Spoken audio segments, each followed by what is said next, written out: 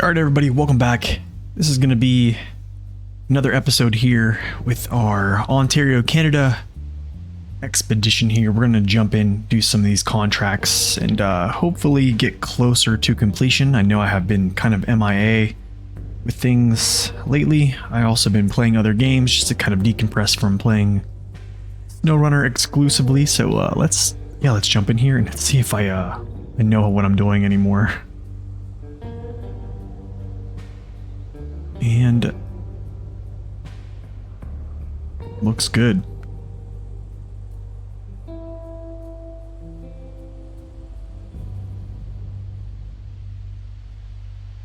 Okay, that checks. All right, cool. It's good to me. Hopefully the game doesn't crash here on stream. It did it last time I streamed as well. And that's another thing why I haven't really been streaming SnowRunner a lot. It's just because of game crashes as well. Because it kills the whole stream and then I have to reboot everything. And it's just not a fun process. All right, cool. So get this in position here. This is my fuel truck that I want to get secure over here.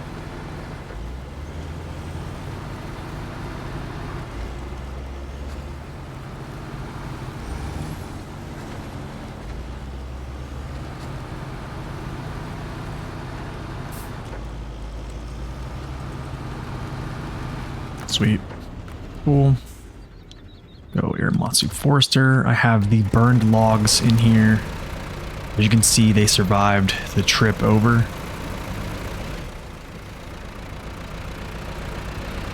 And yeah, so no trailer needed. No other vehicles needed. Just good old Iramatsu Forester. Pin them down.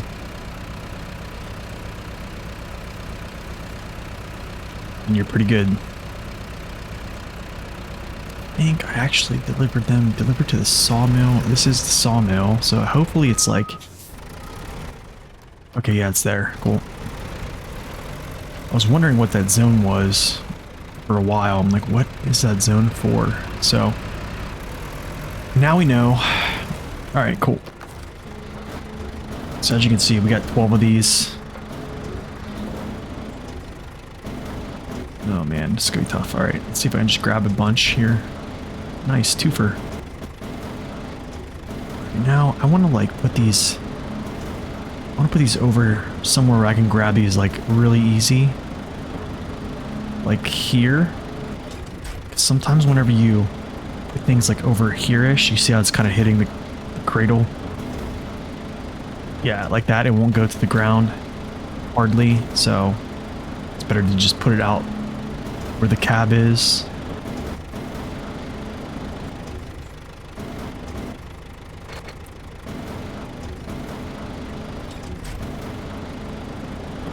Nice, man. Grabbing two at a time. This is awesome.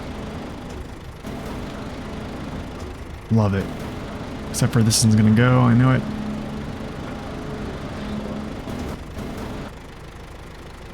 So it swings here. Give me one more swing.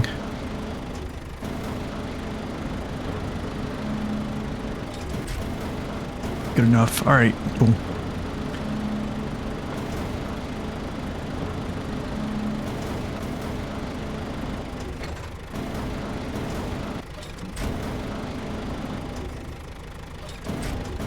So yeah, if you don't have an Iramatsu Forester, you can still use the old method, which is sideboard semi-trailer.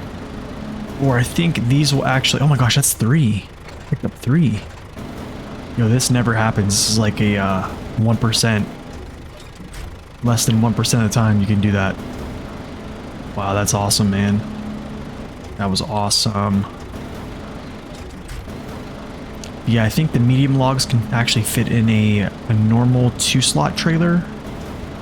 I believe. I know the short logs can. But usually I just use a sideboard semi because I have those on hand a lot more. Okay, so I think... Okay, I have 2 there. I need to get one of these out.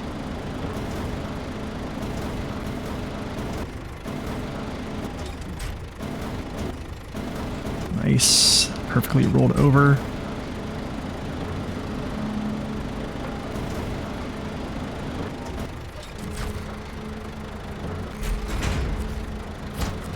One set. And we just rinse and repeat here. So if anyone's wondering why I'm doing this method, this is just to replace the need to run back and forth the logging truck. So even if I used a logging truck add-on with a trailer, I would still have to do another trip here. And instead of me doing that, whether or not that's faster or not, I guess one can argue that it is, pending the vehicle you're using, but for me, I'd rather not make 2 trips. Nice.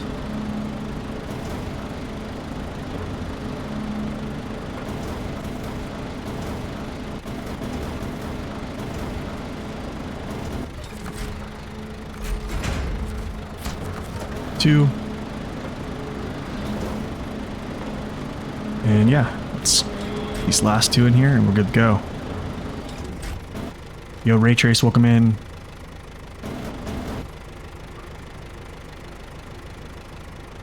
So you've done this technique with the trailer? Nice, man. Yeah, I think the only bad thing about this is it takes a while to get the Aramotsu Forester. If you're playing in chronological order, you know, if you're playing the game like, you know, from order to order, map to map, you have to wait a while. But if you know you're free flowing between maps, then I think you're going to be okay with just going and grabbing this vehicle. But I think after you get it, it essentially makes logging easy mode. Yo, Return to Monkey, welcome in as well. Okay, I should have known that.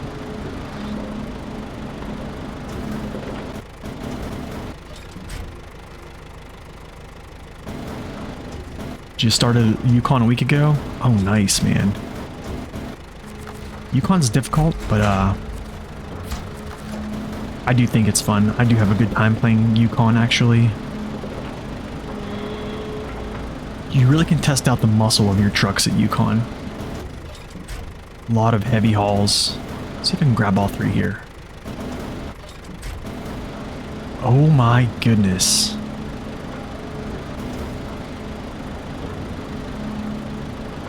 Yo, we gotta take a picture of this. Yo, we're taking a picture of this. This rarely ever happens, right?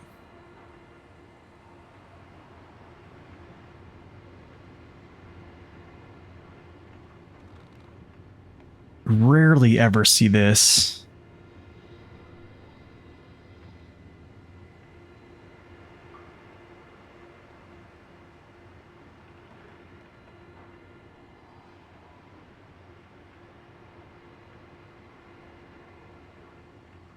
Golly. Isn't that awesome though?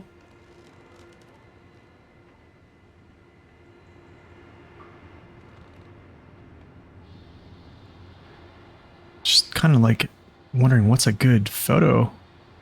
What's a good op here?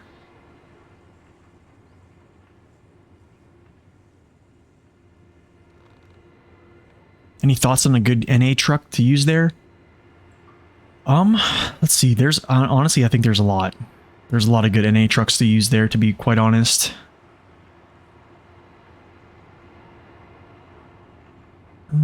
Sorry guys, I'm just looking at photos here.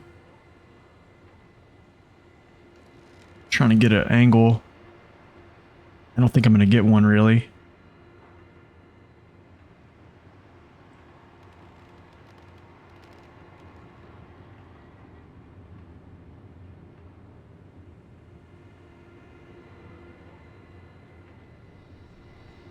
I don't know.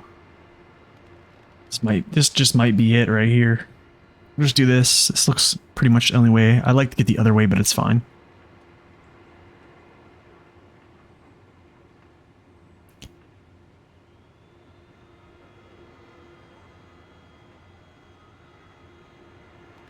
Let's get that. Okay.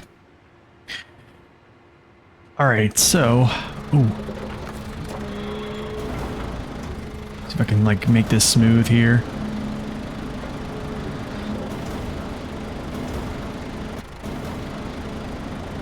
Oh my gosh, that was beautiful. There we go. It's a shame such beautiful trees were destroyed, but we did what we could. Thank you very much. Take this for your effort. Nice. Alright, so you want to know good NA trucks for your fleet. Well, I think a really good one, honestly, it's going to be an ANK civilian. You're not going to have good range with it, but it's going to be very powerful, and it can pull a low saddle with it, which I think is going to be really good. You also have really good tire options with it as well. Honestly, I'm a big fan of the Cat CT681. You're going to have issues in deep mud, but if you go back and look at I have videos on this, actually on my Twitch replays,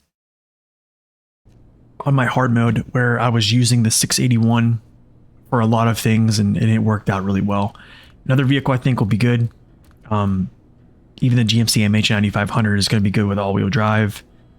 I also think the Western Star is going to be good.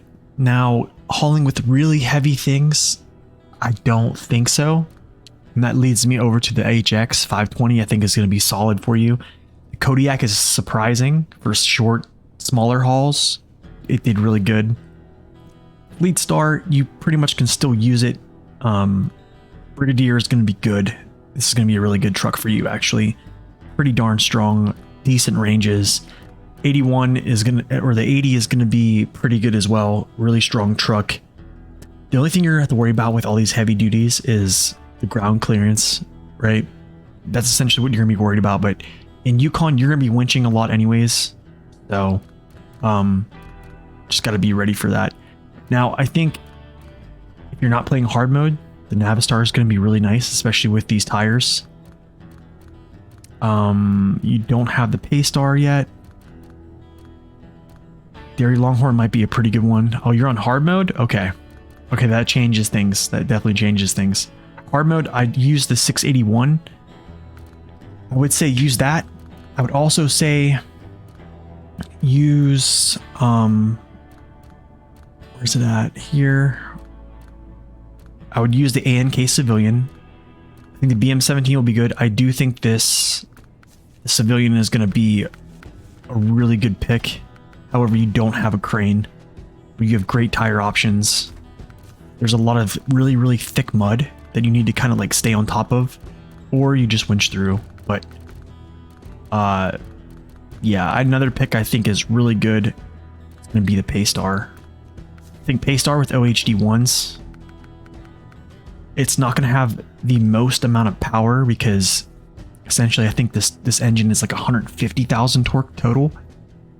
But this truck is seriously still awesome, still relevant. And then all those ones I mentioned here in the heavy duty class is they're gonna be really good. You probably aren't gonna be able to have a GMC here in the HX because of all those things. Yo, Spirit, welcome in as well.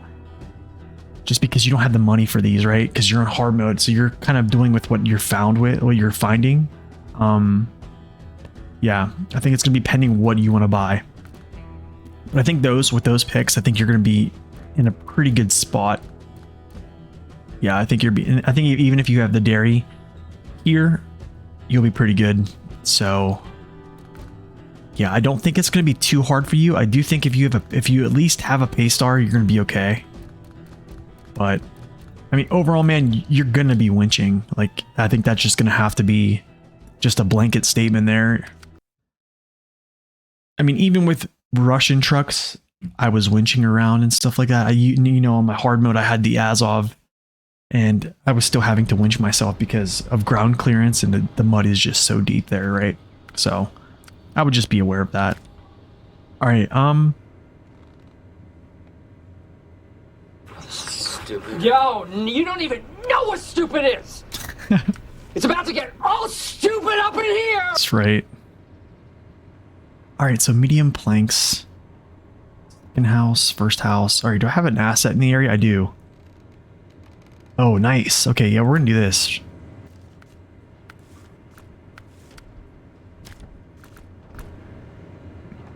Wait, no, I'm not. No, I'm not. No, I'm not. Because I don't have a crane on him. Let me see if I have another asset in the area.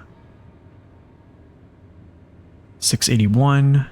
I could bust out the 681 here. Thinking though. I'm kind of thinking here. Yeah, the Paystar pretty much stays relevant anywhere, man. OHD1 tires on the Paystar is really nice. The downsloping back end of it is really nice, especially for low saddle. I'm doing well, Scotty. How are you? Just trying to figure out what next contract to do here. Actually, no, I probably should open up these, and I'll just do this one. And then we'll yeah, so service. Yeah, we're gonna jump in the dairy. Yeah, we'll do that. All right, let's do it. Let me give me a little mapping here. I need to get over to that gateway. Yeah, I pretty much know the way from there. All right, let's go. The new trucks are amazing on this map, actually. This map actually can be,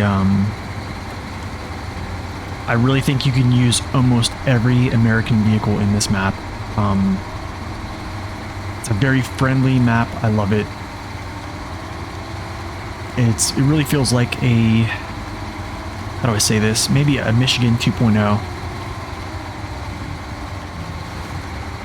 So I think Saber definitely did a good job with these maps here. Guys, I don't know why I did this. All right, I don't know why. This was a very stupid. Should have just went around instead of Spider-Manning this crap.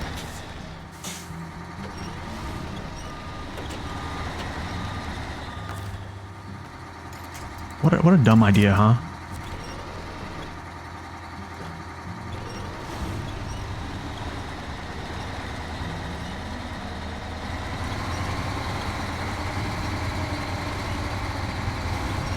Salvaged it. Man, this thing can turn so well, it's unreal. Like, you can get yourself out of some situations. Like right there, to be honest, I probably should have just flipped over. Because I could turn down in there fast enough and this thing has rear steer. Man, what a nice feature, right? But yeah, the new trucks are great. I do have reviews on them, both of the new trucks right now. So we're probably going to see the Zix come out here shortly. I think I'm going to try to complete this mission here and then open up, start doing some water missions, and we'll start delivering some water with the Zix.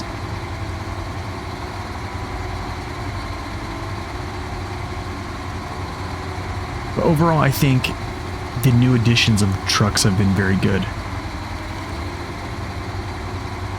I think the map is probably a more of a highlight.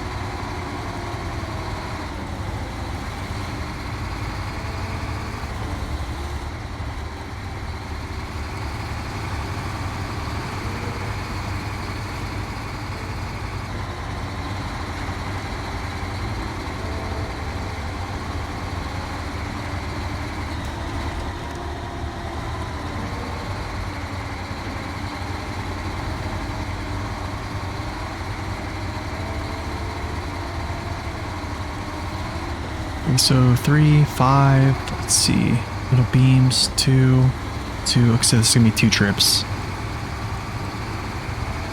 I think either way, even if I had a crane, this was gonna be 2 trips. There's no way I was gonna make 10 pieces of cargo in one go, so.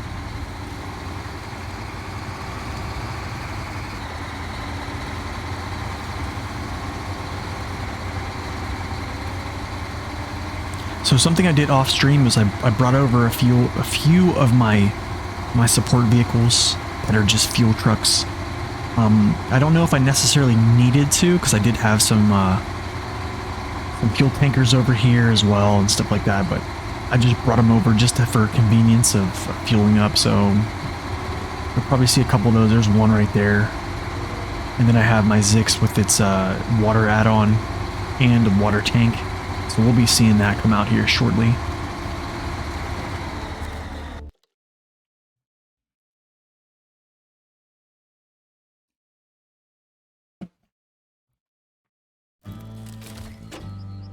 All right, so let's go to this warehouse over here.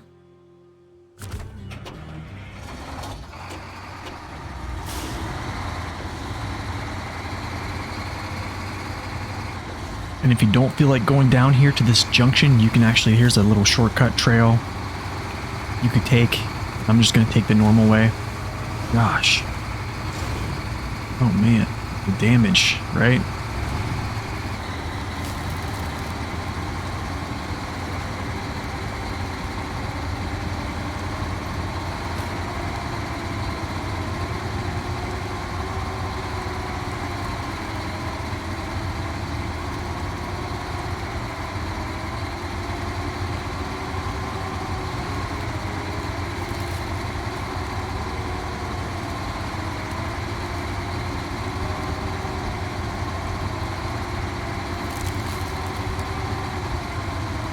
So I probably said this before as well, but if you plan on doing this map or this region at all, just know that there's two things I recommend doing very early, because I think if you're a traditionalist like I am, or you do, you go around and grab the tasks, the upgrades, the towers. There's not a lot of towers. There's not a lot of upgrades because it's an endgame map, right? And also, things don't flow like they did in the base game. So what I would do is I would actually get your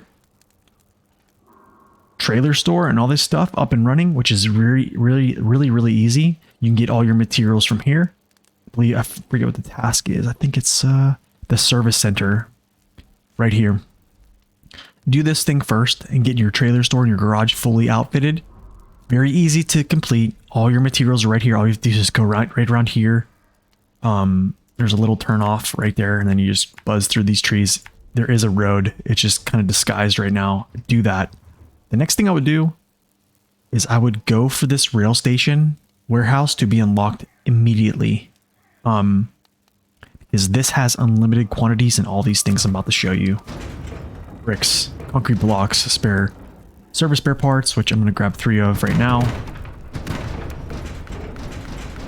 And I have to go grab fuel, so I'll do that here in a second, but I'm going to grab... Is it metal beams? Should I grab metal beams right now? So that's going to be 5, yeah. So I have to grab 2, 4... Yes. Okay.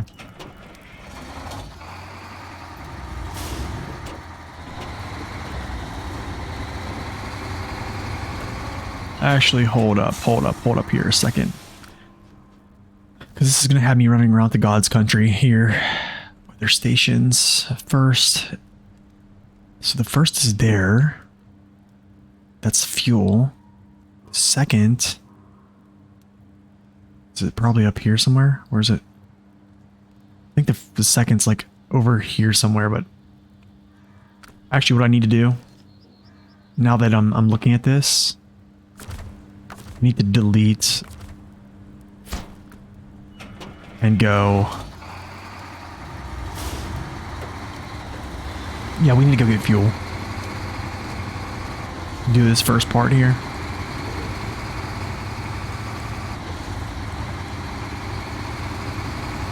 So we'll go do that right now.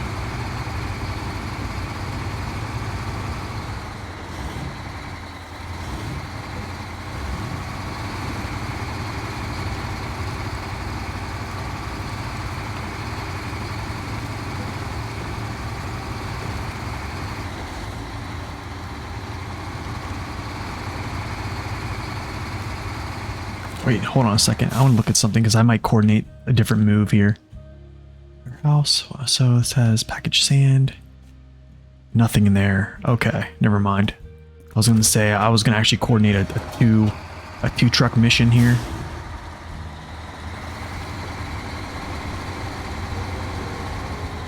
You know what? We're going to do this. We're going to dip down into this little gully here. Yo, Done Quotient, welcome in. Good morning.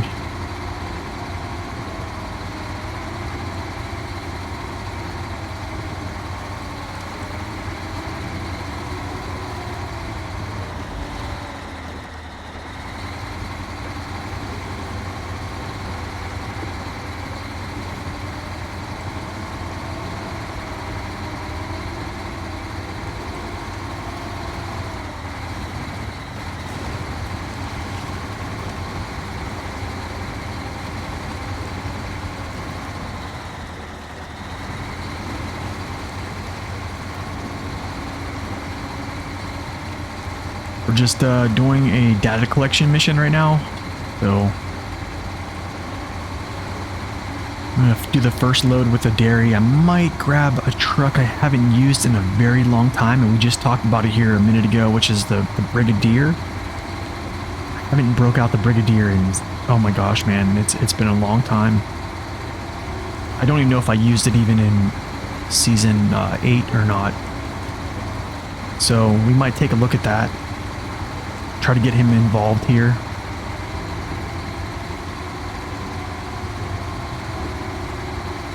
We've been essentially using all American trucks here.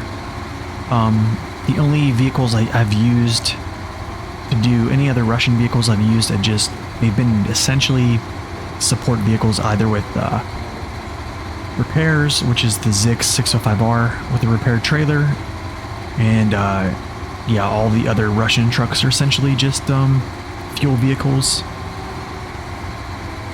Yo, Big G20, welcome in. Oh man, this season is great. I essentially think this is my favorite season so far. Whoa. Hold on a second, guys. I'm all for seeing these little like paths that come up, so I think I've taken this before, but I want to kind of look at this again.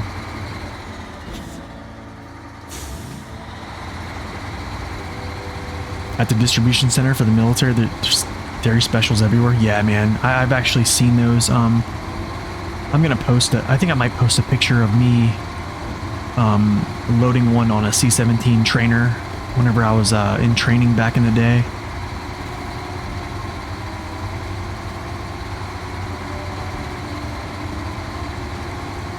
Okay, so this kind of like, oh, I see. It kind of like disappears and comes back in or something, or goes around that. Okay, I see.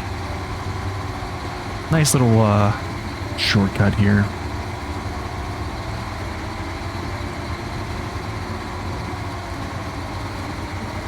But yeah, if anyone's wondering if you should buy this season, I think of all the seasons that have came out, I'm gonna be real, I think this is the best DLC that they've made, period.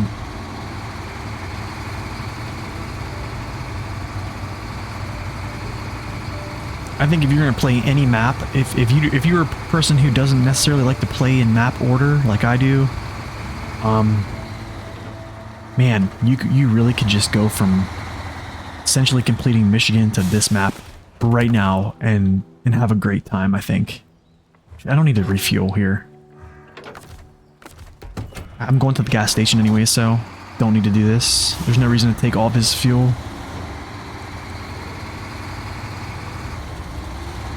So you're the guy that's been super active on my YouTube comments. Just wanted to say hi. Oh, say thanks for the interactions. Oh man, no worries. I always try to keep up with people on that. I know it's kind of tough for other YouTubers that are very large to keep up with comments and stuff like that. So that's something I've tried to make a point to do is to answer everybody's questions if they got them, or just say thank you, you know, for the comment that they posted.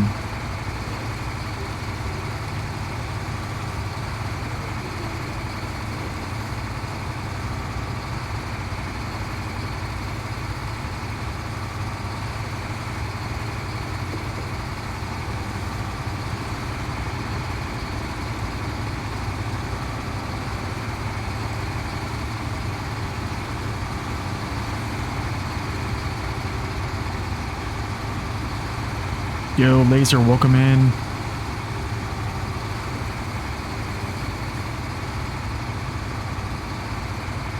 I'm going to put on morning again because I'm a fan of daytime. And I don't have the New Game Plus rules right now with daytime only, so.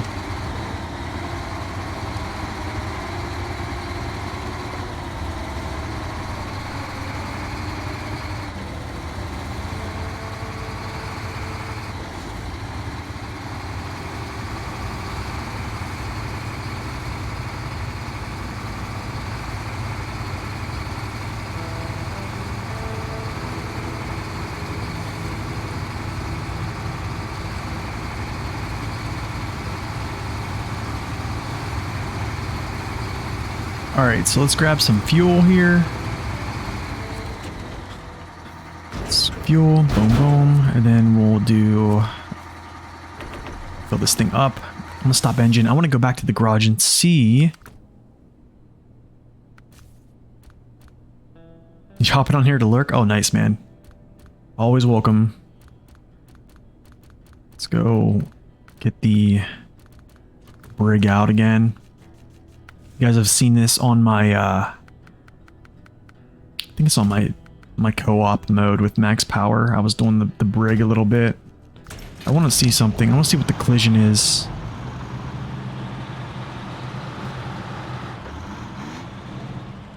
With the low saddle, because I might use this.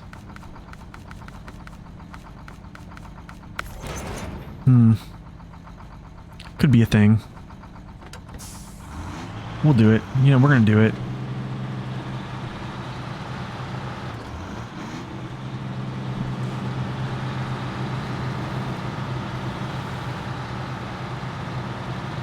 I don't know why that little trailer thing comes up like that. You know what would be cool, actually? Oh, it just went off.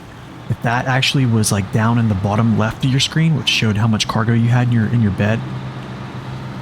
If you wanted to, like a little option, that'd be kind of cool.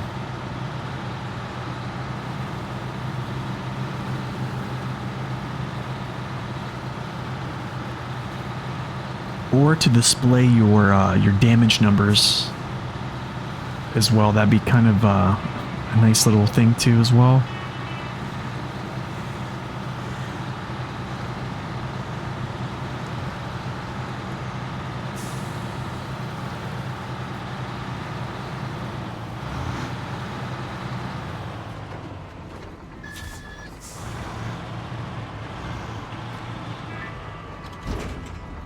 Okay, I need one of those.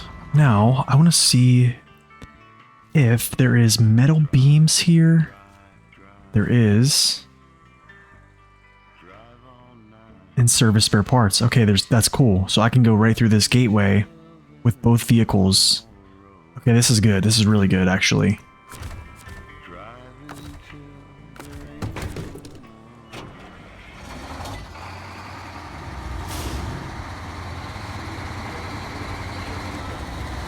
Gosh, I love how this thing can turn, man.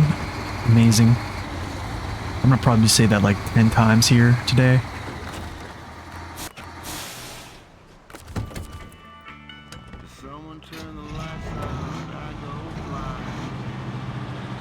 Alright. I'm gonna do the slow train move here.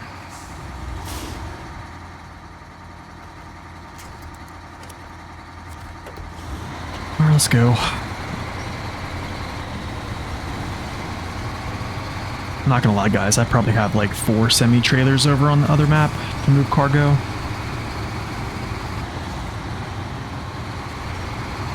Actually, I think I just deleted one the other day. I was using the Zix, the 566 Alpha for testing and stuff like that, so I was using him. Just to, for video purposes as well as hauling missions and stuff like that. You guys have probably seen that on the video. But, yeah, this will probably be like 3 or 4 of these trailers now.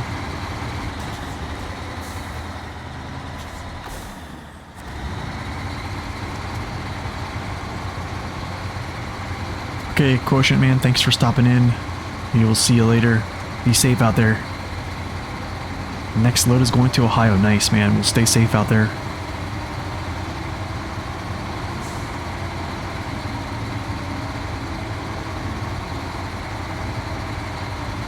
See if I can get going faster here.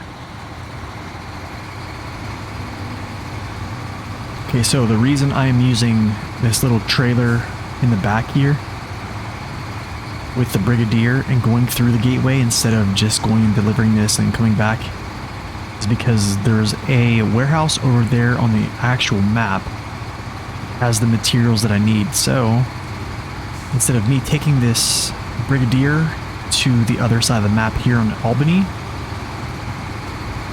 to grab those materials and then go through the gateway, I can just take both of these through the gateway and then split these two up, drop these off at different locations, and then essentially we're good to go.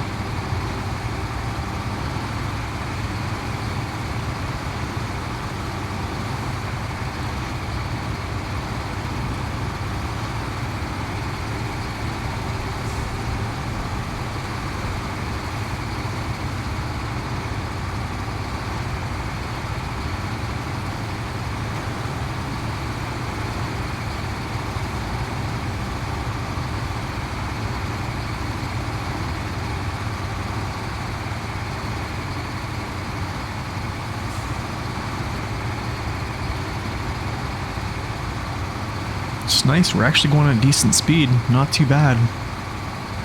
I expected a lot worse. What tires am I using on Ontario? I think it's going to be dependent on the truck. However, I do not think you should use any balloon tire on Ontario. Unless you're a Tega. I think something I was noticing with smaller vehicles that have balloon tires is their UODs were biting more into the surface, and there is not a lot of super conditions at all that you really need to like stay buoyant on top of the mud. So yeah, I think standard UOD2 is going to be very sufficient. If you have a OHD option, use it. For this one, I mean, for vehicles essentially that have the MHS1 option, and no MHS2 option, I'm essentially just using the OHS2. So the off-road version, because they bite in better. So there's no reason to use the MHS1, to be quite honest. These actually work better. Oh, that's right. Here's my other low saddle vehicle that I was using, is the 1430 there. Okay, so let's deliver this. Actually, hold up. Yeah, let's deliver this to this location here. First weather station. I think the second is like over here somewhere. I don't know, but we'll go.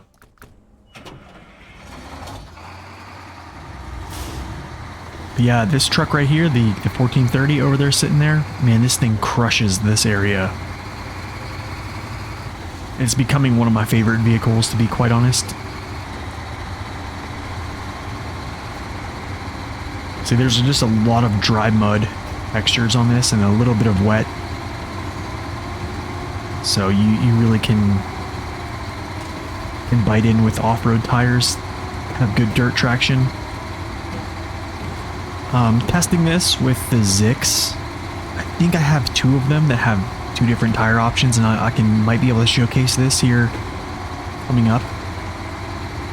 But essentially the balloon tires, they don't bite in a lot here, and then whenever you switch over to like the UOD, you can feel the truck actually bite in better.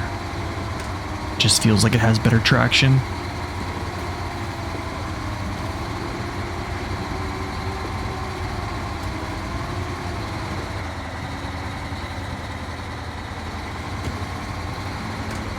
Yo, Saber, do me a favor, man, and put the 280,000 torque engine in this thing. I want to see this thing get some power upgrades.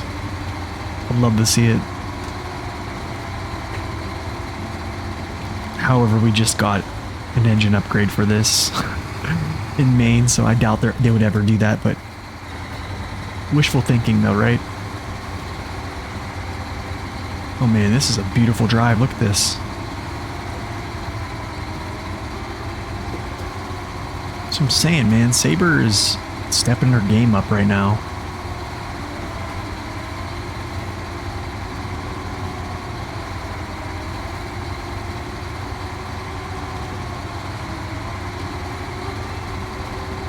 You know, I think having challenging maps and stuff like that is cool and all, but I think there's a different way to introduce a challenge without just making straight up sticky glue everywhere. And I think making more just uneven terrain is just a better option, where you're looking at your vehicle's balance, you're taking your time a little bit more. Okay, cool. Stop there. Love to see the Westline V16 on some underpowered trucks. Yeah, especially like the Pacifics. That would be great, right? That'd probably be my first pick.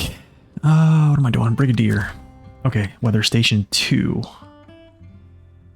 Oh gosh, I guarantee this is gonna be somewhere else. Where's that? Where's the next weather station at? Am I dumb? Oh, it's all the way over there.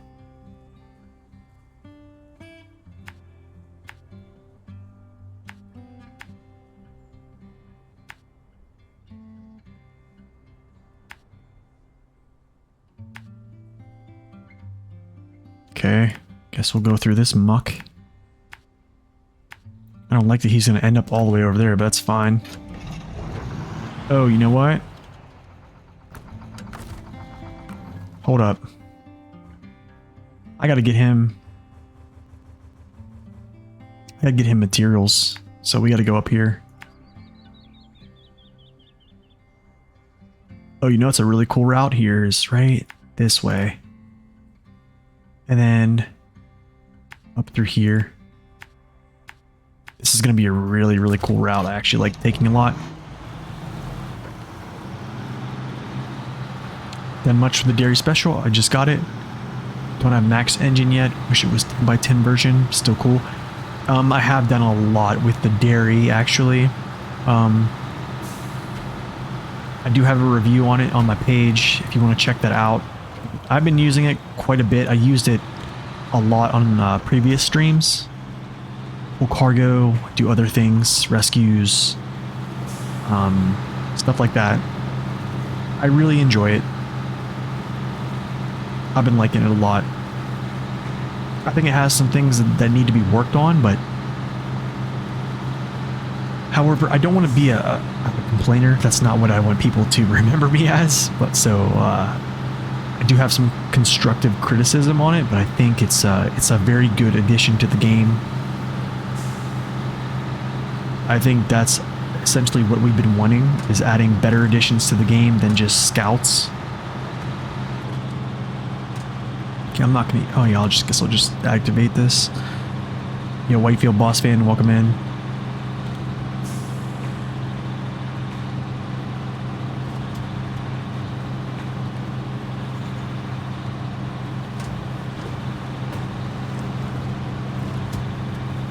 You lost your Game Pass on Xbox? Oh no.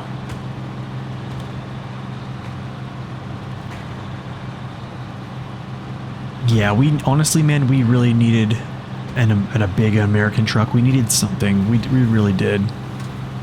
I think that's been a request to actually add that vehicle for a while now. Where's this turn? It's actually over here. It's right. Okay. Here it is right here. Don't know if I can make it. I can't.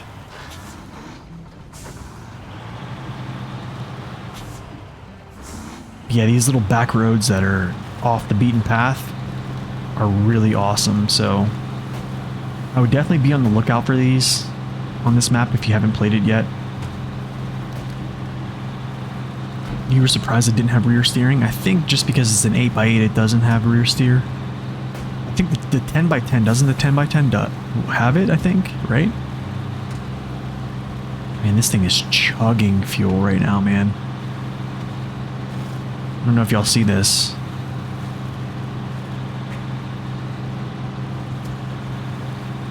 Not too bad, but when you jump up to 6, it's kind of concerning. Here, But anyways, you can get away with not using what's it called, all-wheel drive on this, and just let your back tires fire. Yo, Taco Guy, thank you for the follow. Appreciate it. The 1990s, Kenny, you know what? I think they're going to add Mack and Kenworth coming up. So, yeah. Yeah, so whenever you're getting on this map, you really can go without using all-wheel drive a lot. So you can really save some fuel, honestly. So yeah, 5 gallons a minute is pretty rough. That's why I just kicked it off. 'Cause, I mean, shoot, we're doing fine. We're not really struggling at all.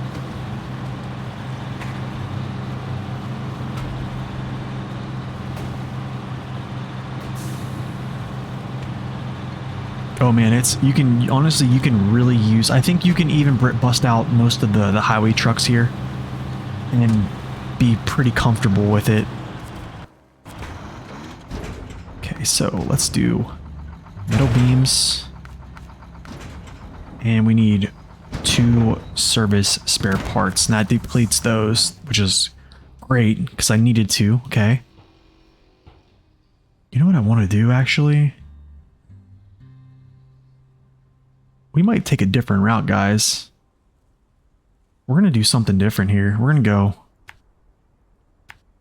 this way.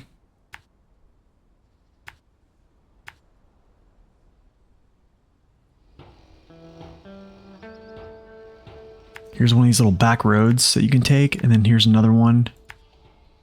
Comes through here, connects to there, and then we just essentially go right down to there. Highway trucks are kind of your thing. Well, I think this map will definitely be good for that. I hope they use the off-road style Mack and Kenworth too. I think it would add a lot of balance to the game with adding better American trucks. Okay, so you know what? Hold up. I need to actually think about something here.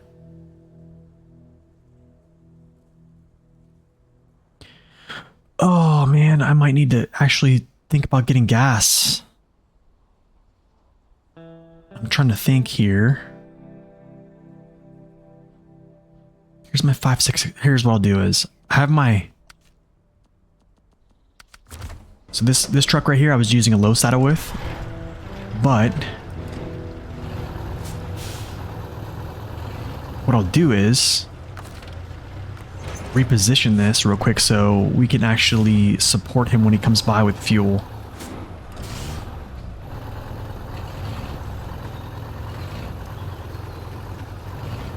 By the way, if you're...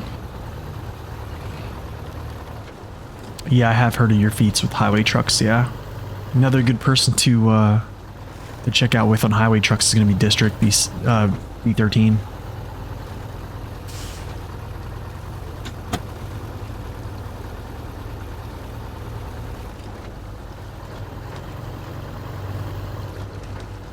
But yeah, if you're going to use the Zix here, I definitely recommend using these tires right here. I need to get... Okay, just down to this spot here. Around this corner.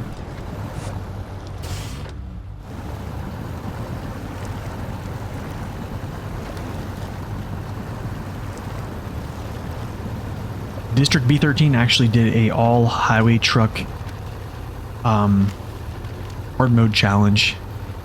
He was also the guy that pulled the rocket trailer with the Transtar. So, good friend of the channel, good friend of me, Max Power, SD1.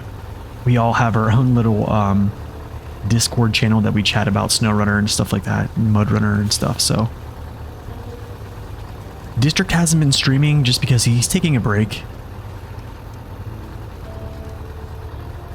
He's taking a break from just streaming. He's just doing his own thing.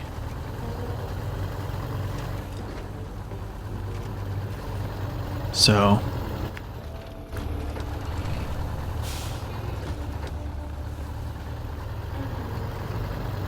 I think this is where I take it to. Yeah, I think this is it right here. Yep, that's it. All right, now let's jump back over into the Brigadier.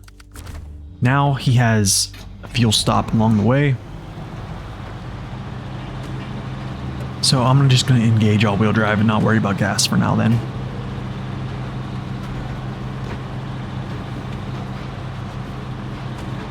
But yeah, I think for DLC maps so far, I'm definitely going to put this one as #1 for me. I think, especially this map here, not Albany River, but the Burned Forest. The crazy thing is, like, I never thought I would like a map that doesn't have a trailer store or a garage that much. I kind of find them to be kind of more of a hindrance, but man, the routing, like how nice these trails are, scenery, it's been awesome, man. It really has been. Whoever designed this map in Saber, like, I really wish I could just get them on the phone and be like, hey man, thank you. Like, it's really been a pleasure completing these maps. Even though I'm not done already, I wish in future updates or in previous updates, I really do speed through them. Like, I just complete them so fast that, I don't know. This time I'm just kind of taking my time and just enjoying it, you know?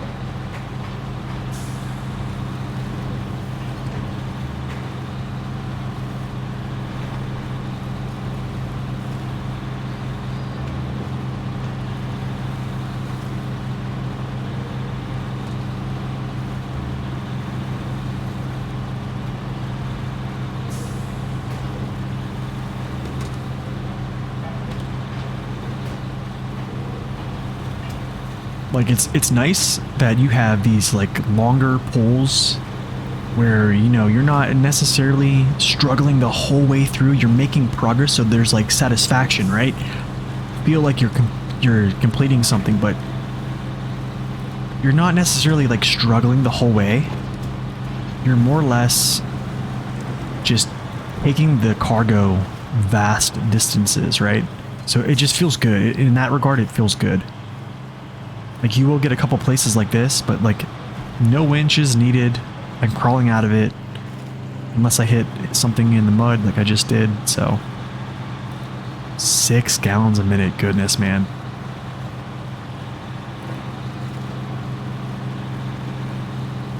Like, you get these like uphill inclines that are really nice. You kind of feel like you're tight roping a little bit. I think a really cool area is actually this right here. This little switchback up this mountain is really cool. Just a lot of really cool things. I think on my Zix 566 Alpha review, I actually put that in there.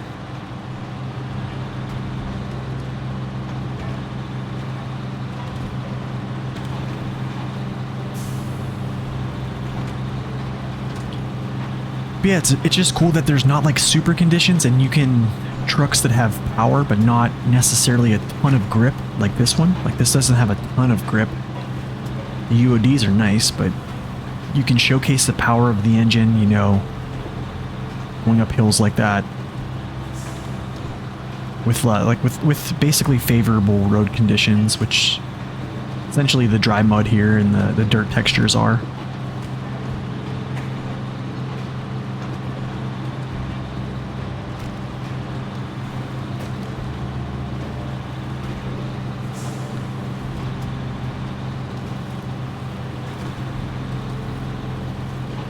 Hey guys, is my volume too high on the gain? Let me know if it's too high, too low.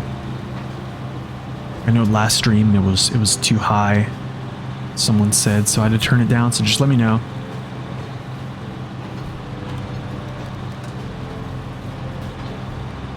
Okay, good spot to grab some fuel right here.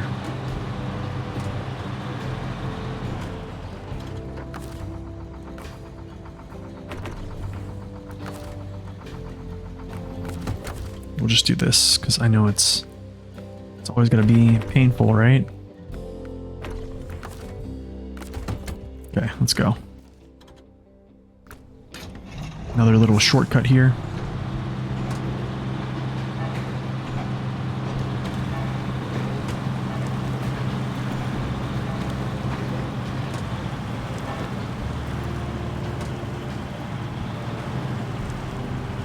Ten more minutes of fuel, that's right. I'm stuck on something here. This never happens. I guess I know I'm stuck on something. It's that log, yeah. Okay, so there's one thing I do want to discuss actually pertaining to low gears. Let me see if I can actually find this. Pause this, let's go to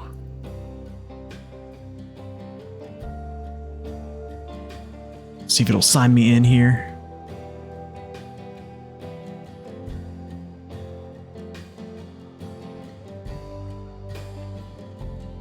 Alright guys, I'm going to open up something and I'm going to do a little commentary on a video that a viewer actually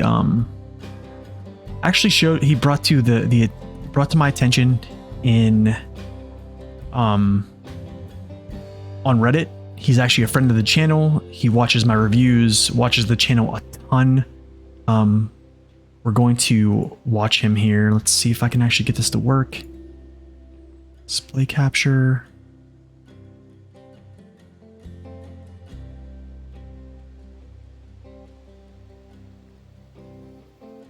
Okay, there we go. All right, so check this out, guys. We are going to head over to Reddit. Then this is a video by a guy named Swish. His name is Papa Swish on Reddit. Here's the original post here. It's clarifying how low gears interact with torque. And yes, they do actually work. So I'm going to do some commentary on this real quick because I believe this is going to really change your minds on the effects that torque have on low gears, and if you should actually use a vehicle gearbox with multiple low gears. So let's check this out real quick. It's a very short video and then we'll get back to running through the mud. So here it is.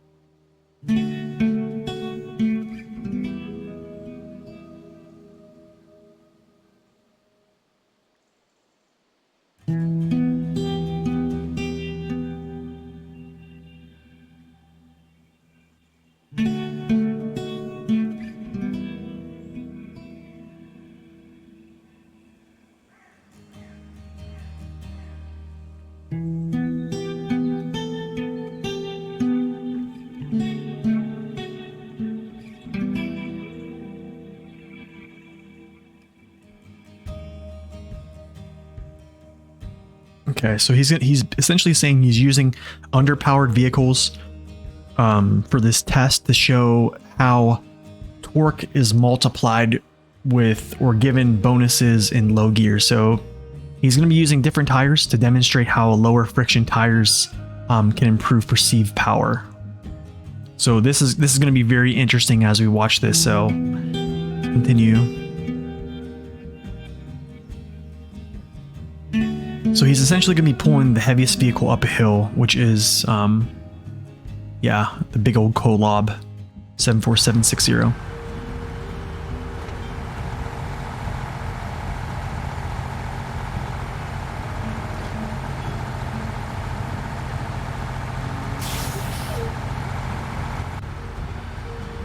Okay, so he theorized that it's because reducing the angular velocity coded the maximum target speed of the wheels.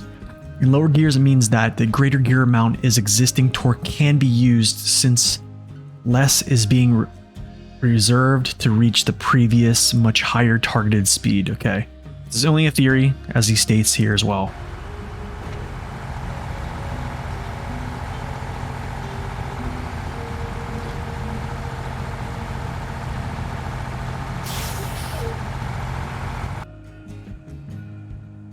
Okay, now he's going to demonstrate his main point that low gears do actually improve torque delivery and are not just speed caps. So there's an argument that they are just speed caps because of wheel spin. So what people mostly think is they use the high range gearbox because just to push faster. But the thing is, with the high range gearbox, you get wheel spin issues because there's so much torque allowing to be flown through the gears or through the engine, right? Or the axles. Now, here's the thing. This is going to show you that from this test, it kind of looks like low gear is actually providing more power. And I'll kind of explain where I found this in early parts of the game, and I just could never figure out why this happened.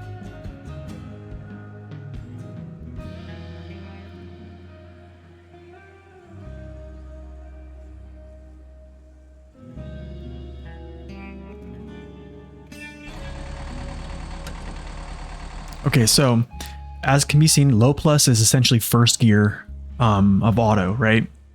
The bandit's in a deadlock, it cannot move. Heaviest cargo in the game here, he probably has the Laz TA240 engine in here, which is the largest engine for this vehicle, 185,000 torque, off-road gearbox. So as soon as he puts it in low gear, you see there's movement. Consumption's larger, revs go up, as you can hear audibly, and then it pulls out of it. So there's something going on here with power transfer.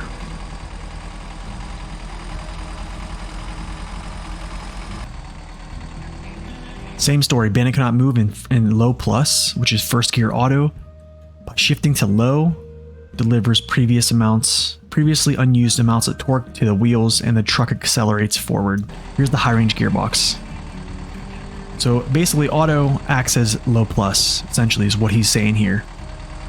And then low is actually giving you more power to pull out of it from that deadlock. See if I can actually, okay, cool. Same story again with the board. It cannot move in low plus, which is essentially first gear, like he said. In auto, low gear immediately gets the truck moving forward. He probably has the largest engine in the game, or the second largest engine now, which is the, I think it's the 530 Tango engine, the KZ GT. So 260,000 torque pulling the heaviest vehicle in the game on a low boy. Pulls right out of it, no issues.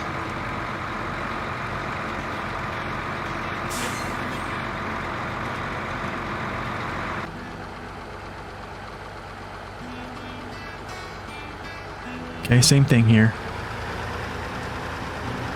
He has no all-wheel drive on here, just diff lock, so just back wheels firing. Okay, so now to use the P12, he's gonna be changing up his tires here. So he made a point that about the tire traction as being seen, the P12 with the AT tires, which I think are exclusive to this vehicle, needs to be placed all the way down the low minus before it can move. And this is due to excess traction. So I think there's so much road traction on these that it's making it harder to pull this vehicle. So he's going to demonstrate this here.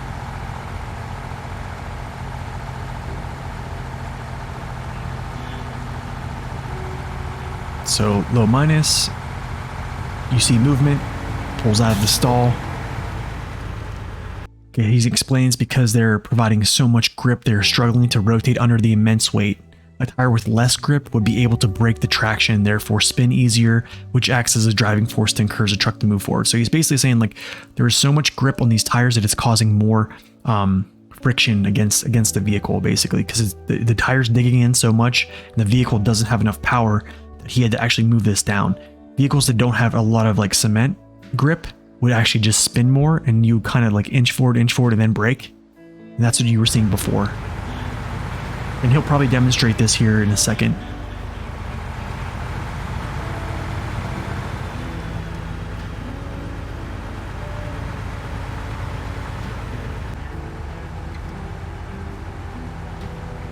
Okay, I believe these are going to be the OHDs. Yeah, there you go. Low, pulls right out of it, no issues.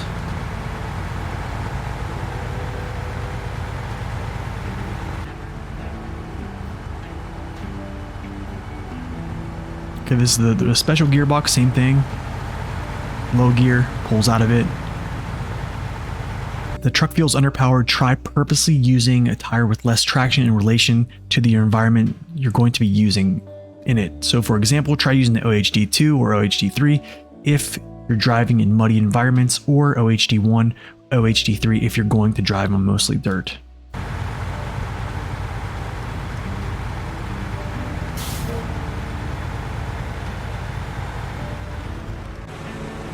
Okay, here's the K7M.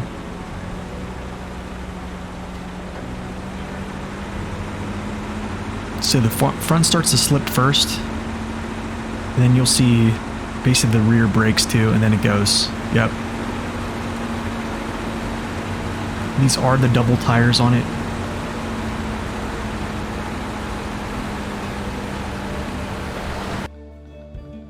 Okay, awesome. So thank you, Papa Swish, for that. Friend of the channel, he actually comments a lot on my videos. Awesome guy, so thank you, Swish, for that. It's awesome information. We definitely appreciate that. All right, let's get back here. All right, so hope you guys enjoyed that. If you haven't, if you guys have never seen that before, I will post that replay on YouTube, breaking down that video, and we'll do that later. So hope you guys enjoyed that. So with that information, essentially, low gear, just low gear is one of your more powerful gears, and your lower gears as well, like low -2 as well. So awesome information there. And then now I'm going to talk about what I feel.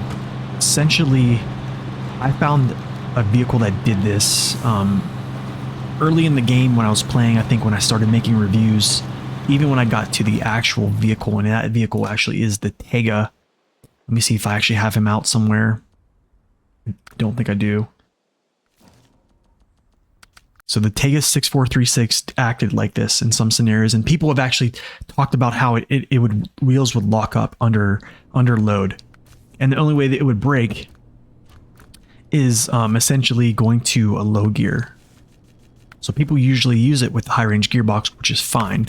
But what happened is these wheels would lock up whenever I was pulling heavy loads, when I was using just auto, because I just wanted to use auto and then quickly shift into high to get, you know, fast movement. The thing is, these tires would not move. They'd be in a deadlock. However, whenever I would switch over to low gear, they would break and I would get forward movement. I would go right back into auto, up into high. And that's where I found that there was a weird thing with the Tega. I was wondering, does it not have enough power? But essentially, from that observation with the Tega that I've had from a couple years ago to the information that Papa Swish just gave us, it's pretty much showing that your low gears give you benefited bonuses to your torque values. So hopefully that helps somebody. Now let's continue.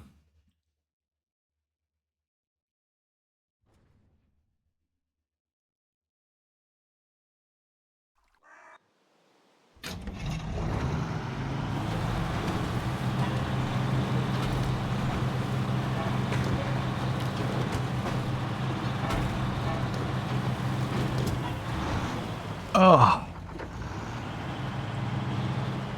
Yo, Naked Dave, what's up, man? Welcome in. Good to see you, man. How you feeling, by the way?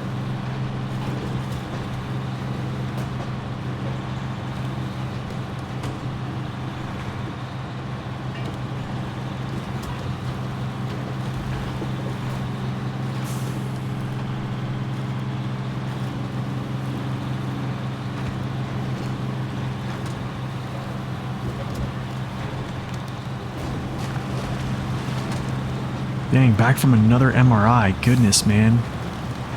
I'm glad you're feeling better. Oh, no worries, man. No worries. It's good to have you in here.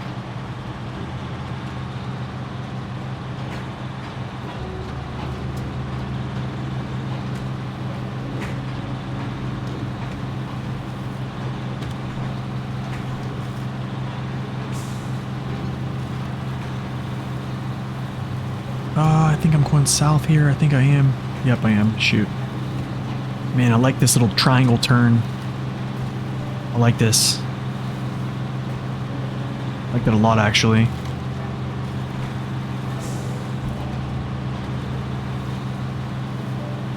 Gosh, man, we are chugging fuel.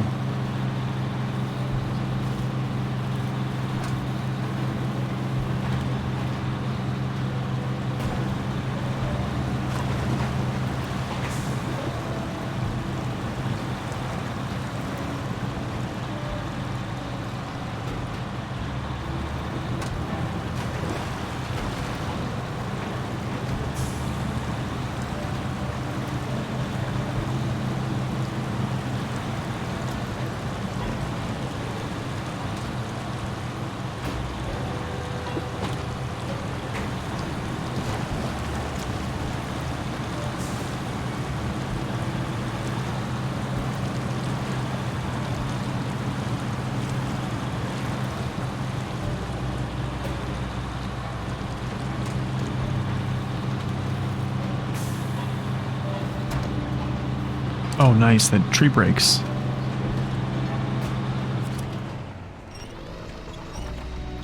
See what I'm saying? Good job, Saber. This is what we need to have more of. Like things that upset your vehicle instead of super conditions. See, there's the brake. Perfect example right there. Perfect example.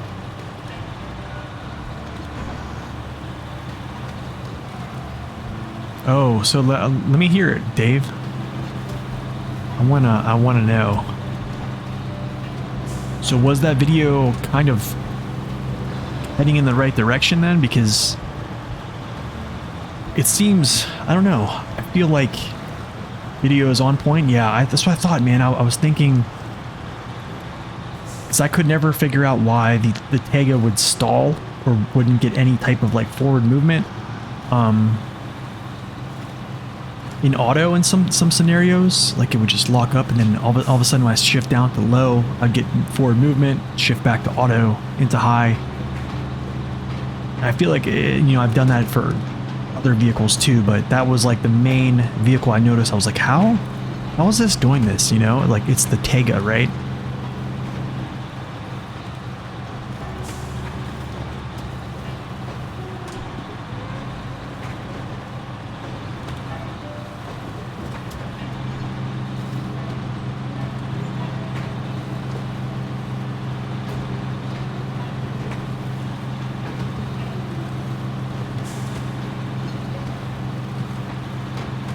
So the code explains a bit more. Gears apply a torque limit depending on speed. And low gears have a more generous limit when you're slow or stationary. Oh, okay. So essentially you have more power output to call upon whenever you're slower or stationary.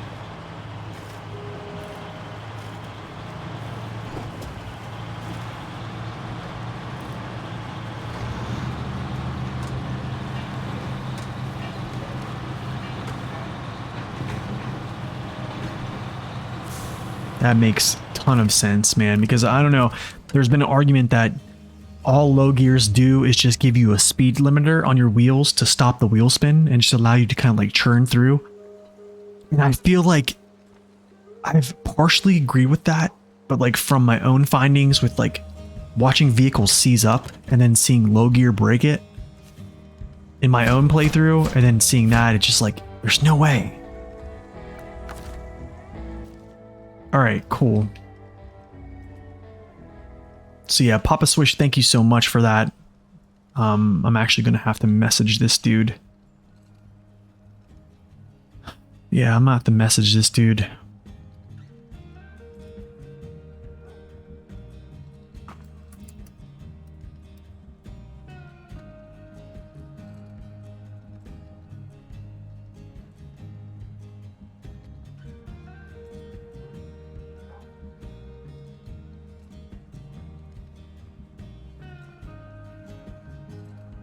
Okay.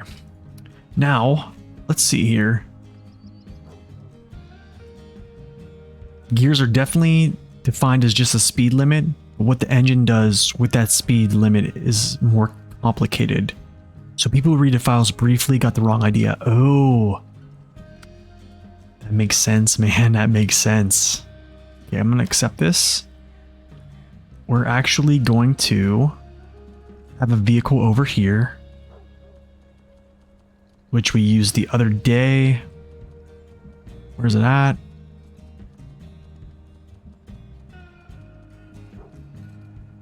Tell me I didn't recover it. Where the heck is it at? There it is.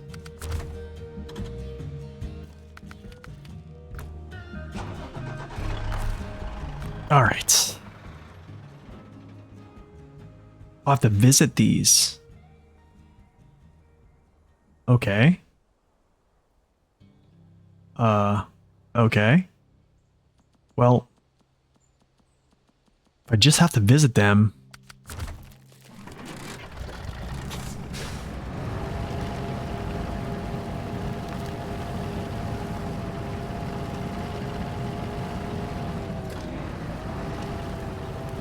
I get out of this ditch, come on. Alright. I wonder if I have to use that thing. So we'll see here in a second here.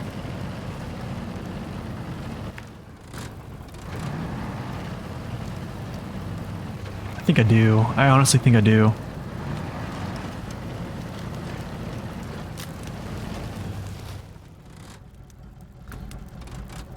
I think I do.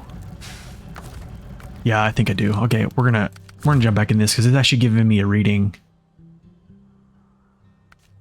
which is kind of odd. I want to check this mission. Yeah, we're gonna come down the hill, come out through here, check these spots.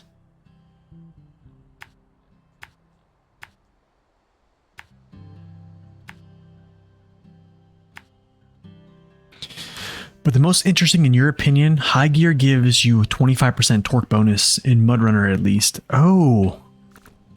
So, when I was looking at the game files, Dave, like the angular velocity, not really the game files, but actually it was a very, very well made document which covered angular velocity, and I can see like there's higher values. Oh shoot. Let's see if I can hold on here. There's like really high angular velocity in high gear, especially in like high range gearboxes and stuff. Oh, this is on top of that, okay. Wow, I didn't know that.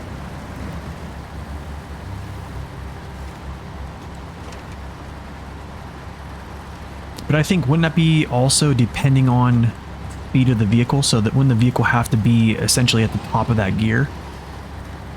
Like at the, you know, high end of being in like in the high end of being in the high range position. Oh shoot, that's right. Okay, I have to use this. So right, it's kind of like running your engine up. Like let's say I throw it into third gear. Let's say third gear is high, and I run that gear up. Well, I'm delivering more torque to those wheels. So like, does that increase with speed? Being in the high position?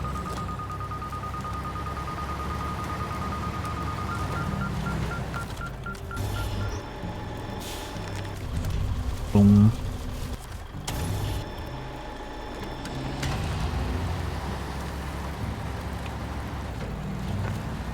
Okay.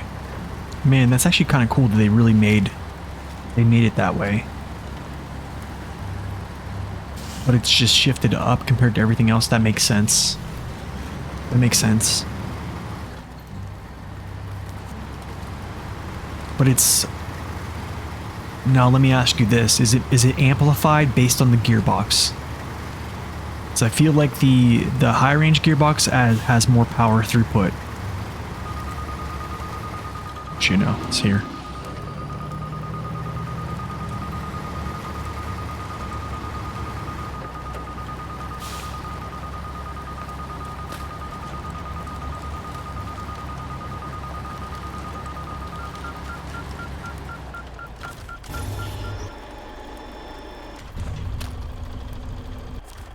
Not according to the code of what you've seen? Okay. Dang. Just building, I guess it's essentially just building the case for having the off-road gearbox a little bit more. Which is kind of cool in my opinion, because I've always been more of an advocate for this gearbox over the high range, but I do like the high range a lot.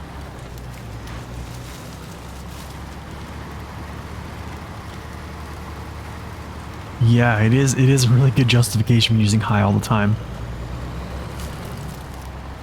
It's awesome because high doesn't strain your gear or your consumption unless you're like under load, or when you hit like muddier conditions where you feel like you're biting in more.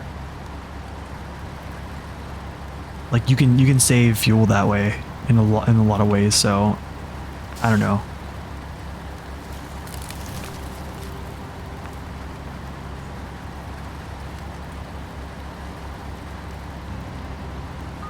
Man, I love using the Freightliner. Saber, if you're listening at all, I know you're probably not. Please give a better engine to the Freightliner. I would use this vehicle so much more if it had a better engine.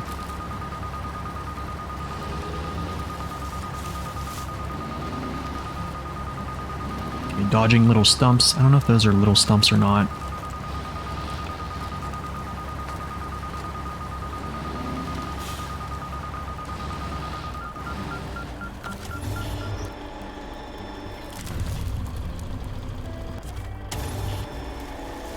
This is both good and bad news. Anyway, we should get down to work and resolve this problem. Cool, yep, got it. We will do. Which we're going to try to do right now. We're going to try to put out some fires, I guess. And make use of the back winch on the M916A1. Yeah, that'd be a nice one as well, Cotton. So, packaged sand. Do I have any packaged sand anywhere? I do. That's good. Is there 4 of them? There is. Nice. So I can actually do this. Okay. So now, guys, we are going to use... Not him. I have a bunch of these on here, guys. I bought multiple. Alright, so here's what we're going to do. We're gonna go get some water.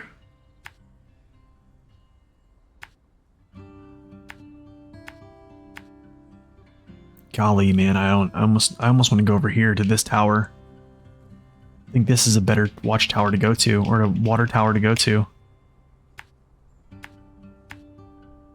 Honestly, I'd rather go from here up to the road, fast travel, then deliver, then go up this way, go all through this junk.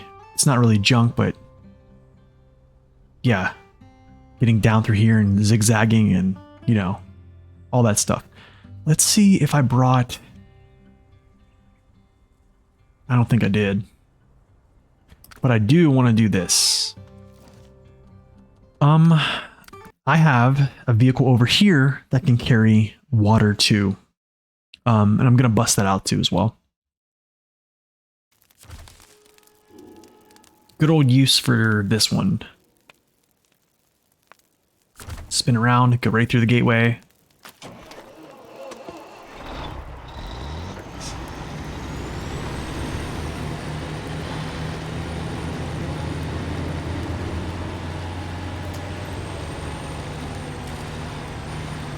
I'm gonna have to back up. Darn. Should just reversed out. Jackknifed the trailer down to this path and then, yeah, pulled it.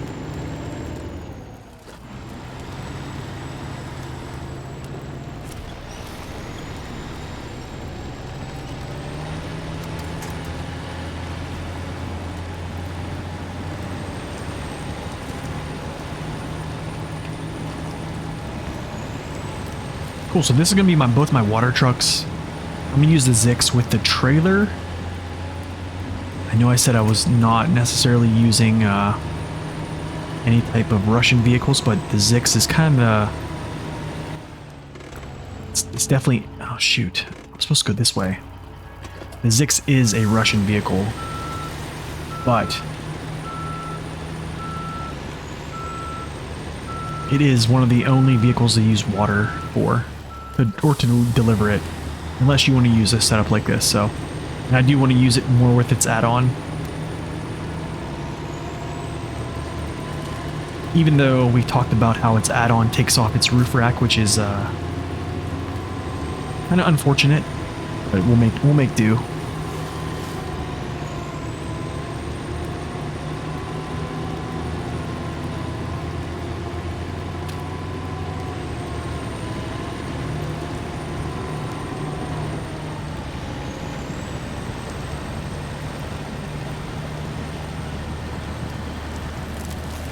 Man, if this truck only had a low saddle with a crane, my goodness. Maybe push the saddle a little bit more aft, give room for the crane without collision. So probably be Improv's, you know, main mover right here.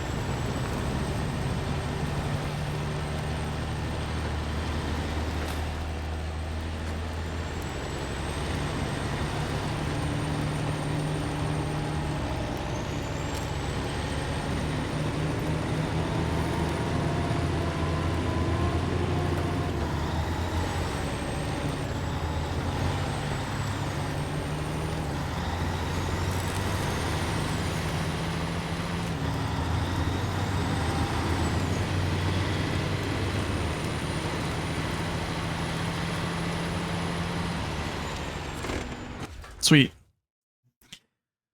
So yeah, we're gonna move both these here.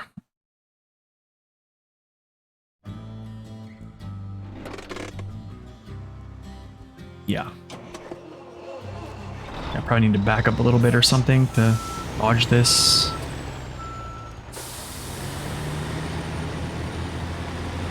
All right, let's do a little fill up here.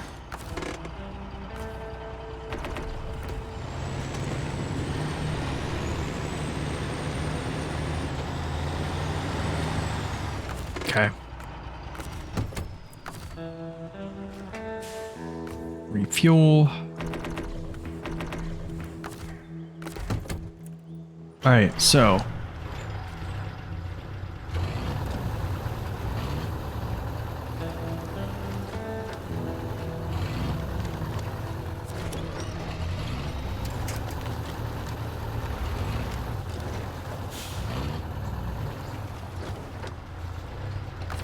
okay, so while I don't like this, the winch on this sucks.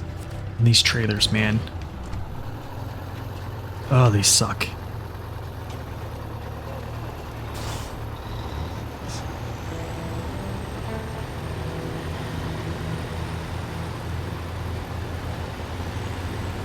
I'm probably gonna run out of gas before I even get there, but whatever.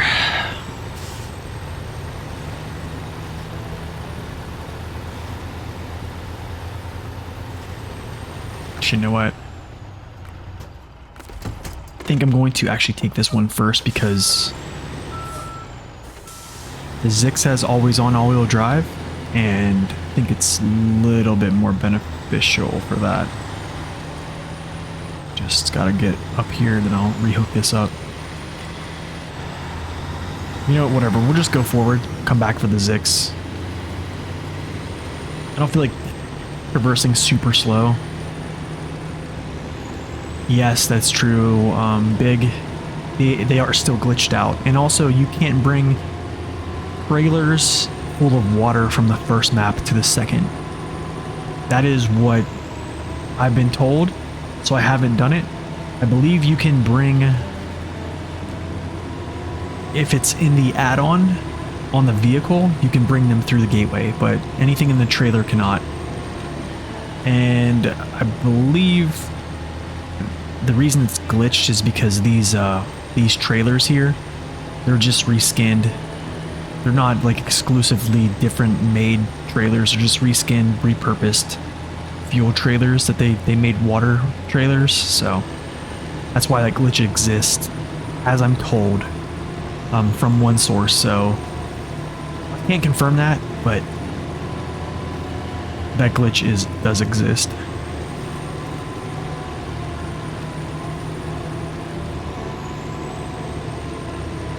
Okay, 1 second. I need to do something here.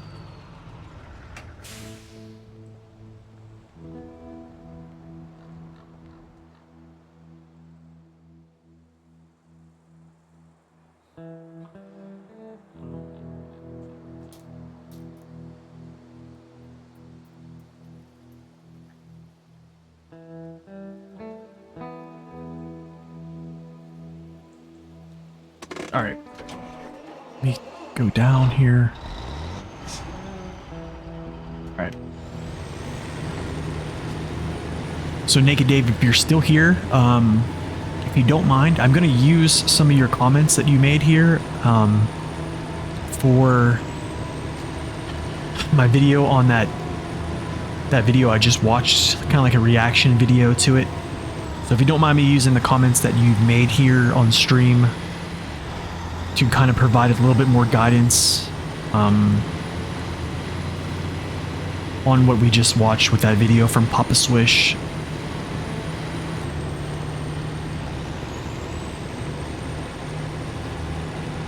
If not, no worries, man.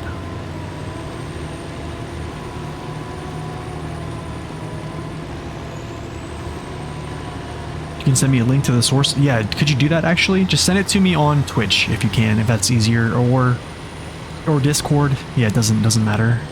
Discord or Twitch. Oh, that's right. I gotta go up there. I forgot. Okay, so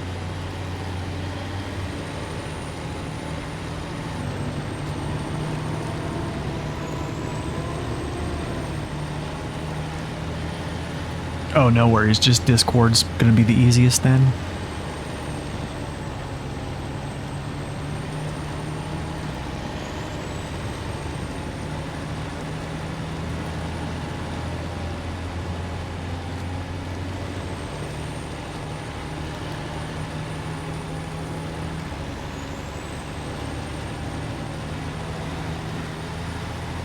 Please get through. Don't clip. Thank you.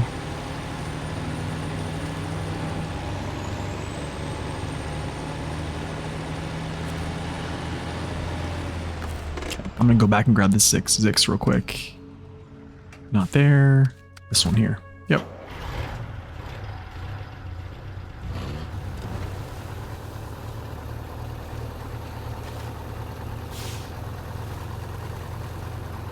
Actually, hold up. You know what I think happened? I have 1, 2, 3. Oh yeah. Okay, so here's my other Zix with the tank, and I can tell you this: with these tires on this map, grip does not feel as grippy as the vehicle that I just showed you.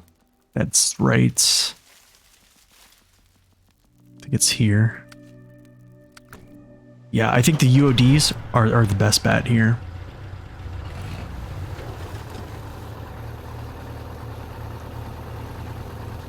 Yo, what's up, War 117? Welcome in. Seeing me from Mexico.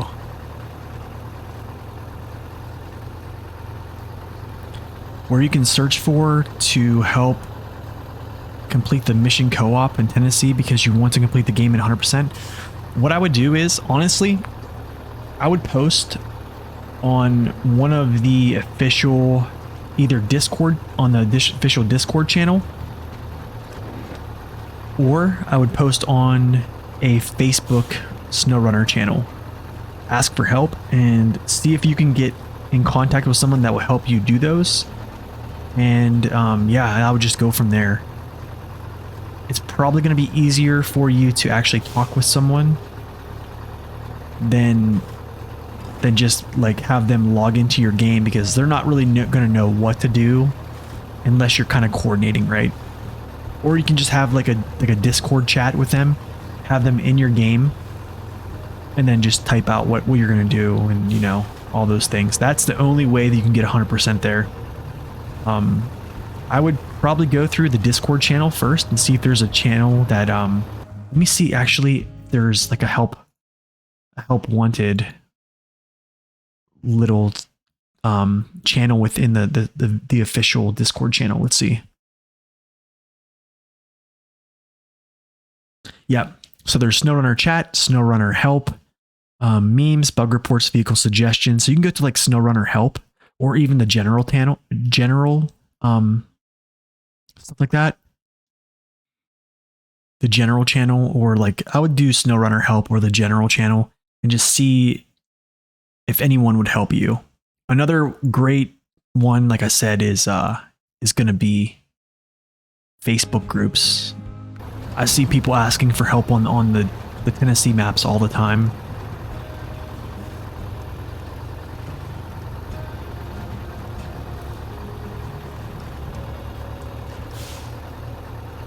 But yeah, the UODs on the Zix here versus the balloon tires on this map, the UODs feel so much better. I feel like I'm just spinning tires so much with the balloons that I have to downshift to like low just to move at a decent pace sometimes.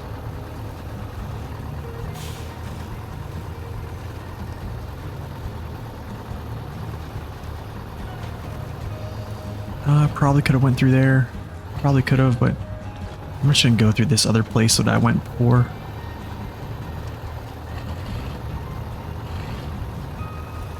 Or up through here.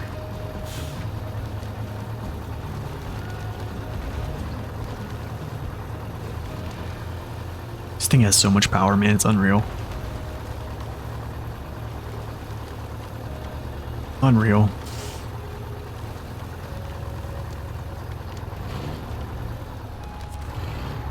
Made you reconsider your life choices? How so? Okay, now that you guys know that we have to change this to liters, we're gonna do that. And then what we'll do is fill that up. Fill that up. 3,700, 2,000, 1,800, 3,700. That'll do probably 2 of these. Yeah, that'll probably do 2 of these. So pretty much so. So we'll take the Zix first. Why not, you know? Head out this way. Cut through. Oh no, I can't go that way. That's right. This is like a bluff, a rock face.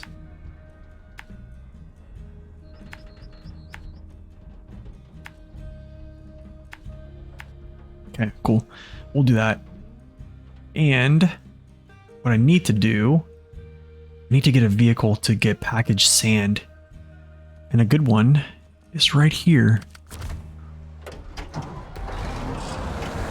So we'll take this down. Actually, hold on, let's do this. We'll take this down yonder to this warehouse.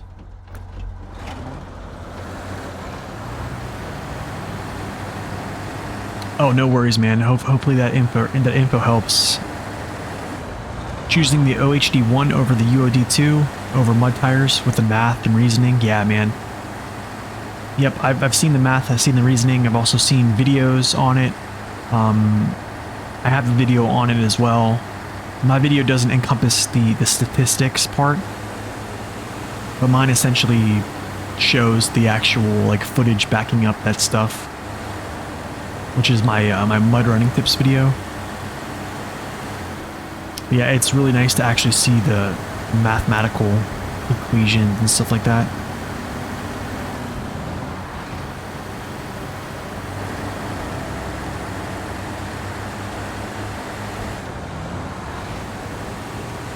Yeah, the OHD ones are amazing also just because you have so much tire width that you're gaining lateral stability as well. So it's just like an overall amazing pick for tire. Yo, Bear Ticker, welcome in. Thank you for that follow. Appreciate it.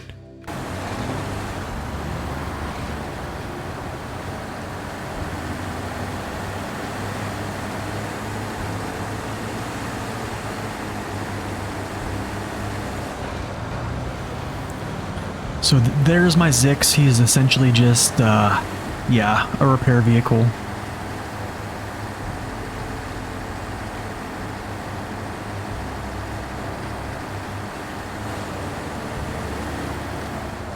Yeah, that's true. They are kind of bad.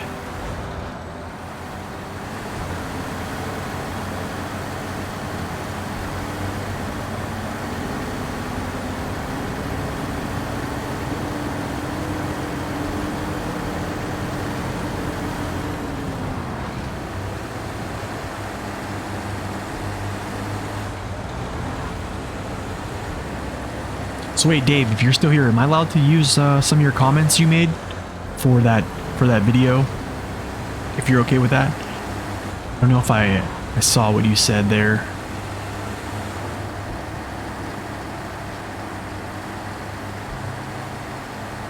I think the way you explained it is like a very simplified way instead of just getting all calculated, you know? For guys like me, I need, you know, simple instructions, right?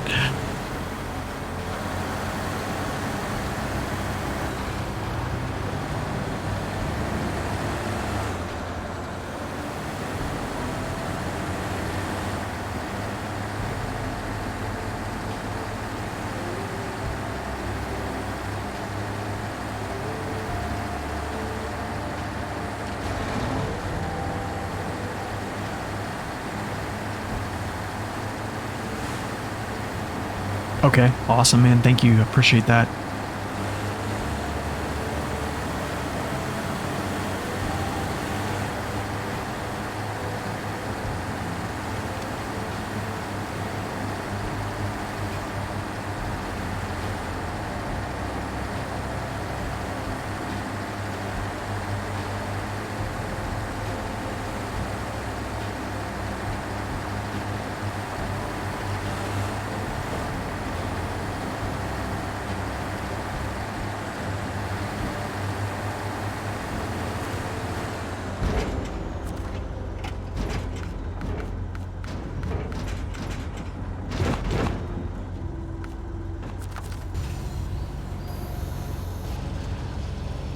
Okay. And then I'm just going to overstack this, because why not?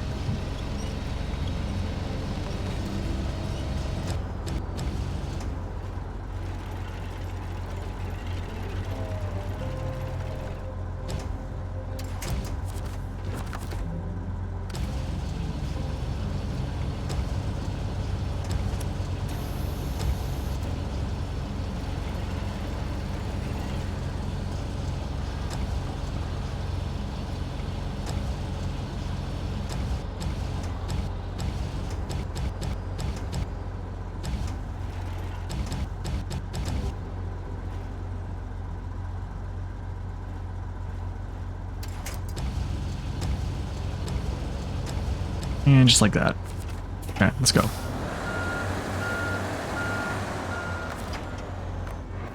Fastest way up here is probably going to be across all the way up the road.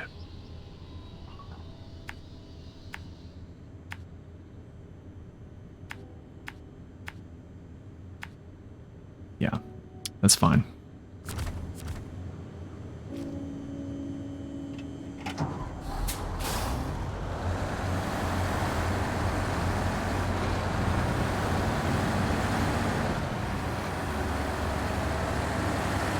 Hold on a second. I don't think I'm all the way. There we go. I think that should be okay. Wait, what new Excel sheet?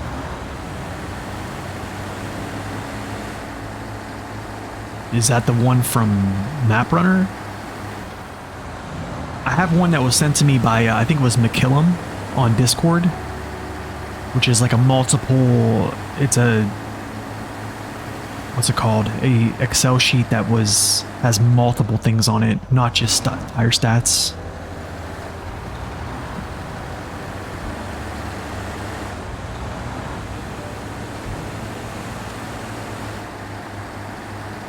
Yeah, he does know his stuff.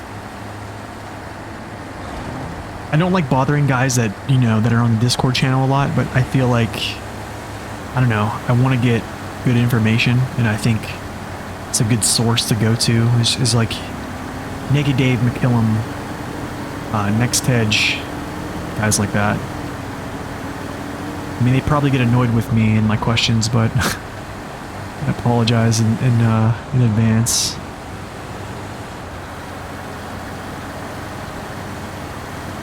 Okay, I gotta turn this back. I can't handle this. Sorry guys for those who love the metric.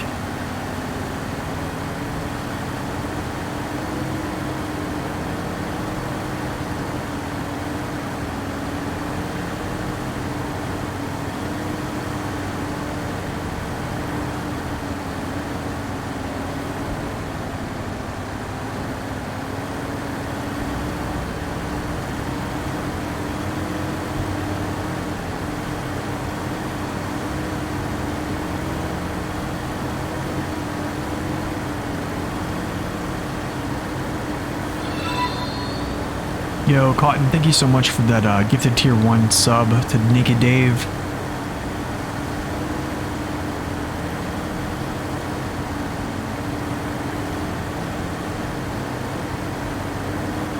So you said the overly detailed tire data for nerds was the one.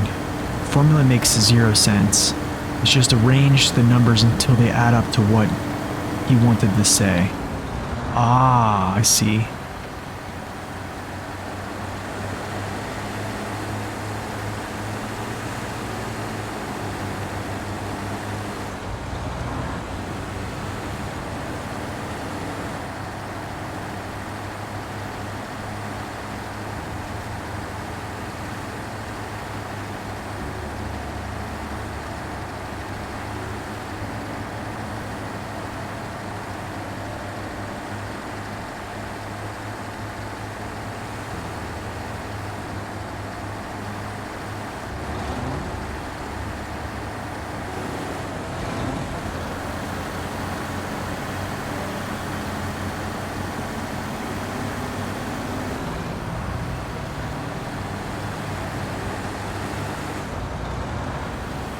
Come on, Cargo, just stay in. Couple more minutes, you know?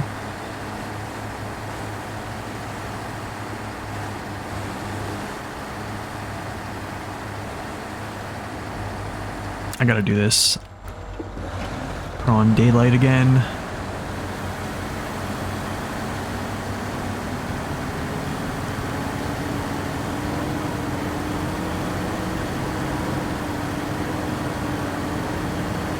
Oh, you're still watching it at 160p to avoid spoilers?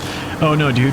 You can talk about any type of nerd stuff about this game. I'm definitely interested, so I love that stuff. I'm definitely a numbers guy. I think I'm a numbers guy when it comes to games, but like I have to be able to understand it, I guess. It's easy for me to understand the numbers part of things if I can see the evidence, like, physically.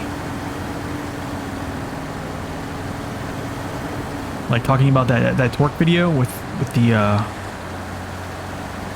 basically low gears adding more torque than we thought, not just being a speed limiter.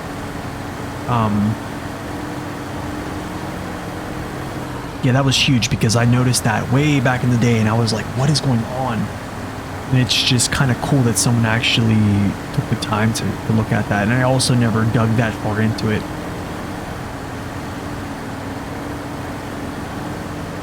The most expensive tire was the best? Yeah, I think that's how generally people viewed it, right? Like the most expensive one was the best one, but it's kind of crazy. I wonder if the devs knew all this stuff, like things would pan out in this fashion where they would make an off-road tire that's better than mud tire essentially. Or if that's like something they just kind of discovered after the fact of creating it. Just from people data mining and doing experiments with the vehicles and such, you know? Who knows, but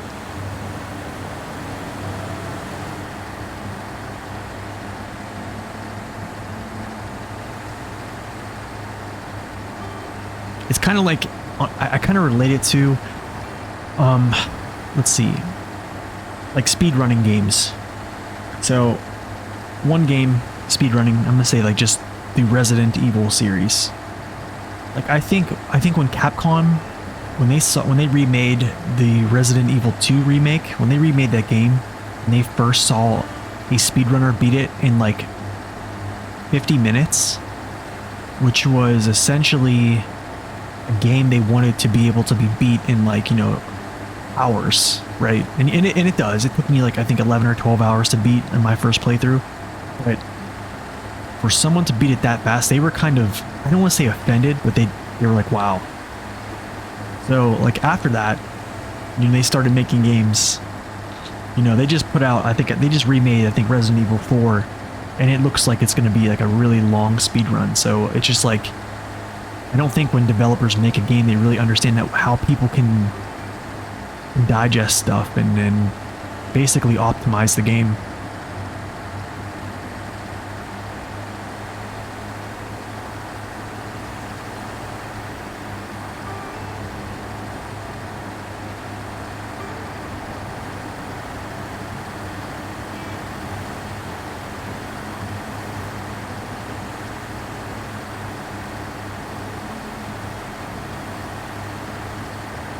Oh, cool. There's an audio only setting. That's kind of cool. I never knew that. A weird texture on the road. Just a very weird texture.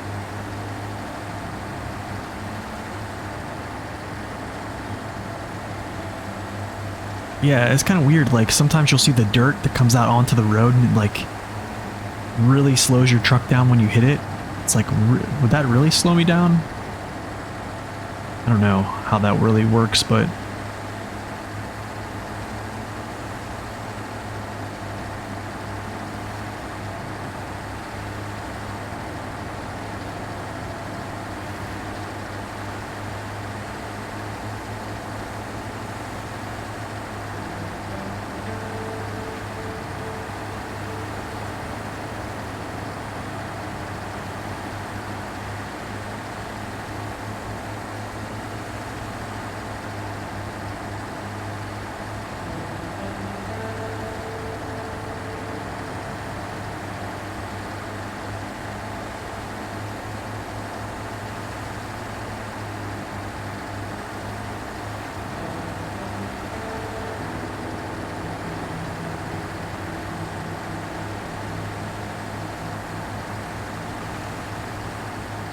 oh, I need to move him. I don't know why I took him all the way here.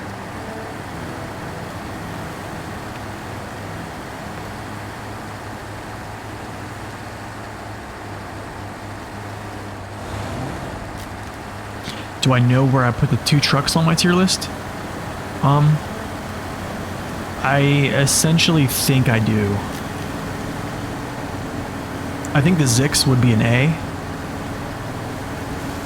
I don't think it would be an S. I definitely think it would be an A. And I also think this vehicle here is probably going to be a an S tier. I think you have to put the Dairy Special in the S tier for the sole fact that it can do exactly what we're doing right here. For a heavy truck, it has awesome tires for a heavy truck. The strongest engine in the game. I mean, you probably could nitpick it down to putting it at the top of the A list.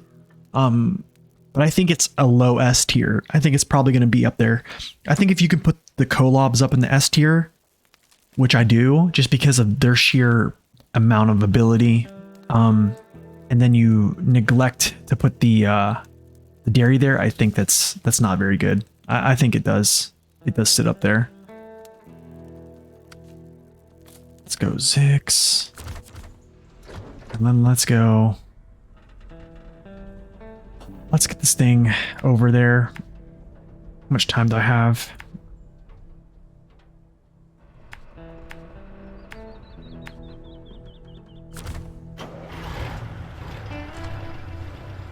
Man, I need more sand.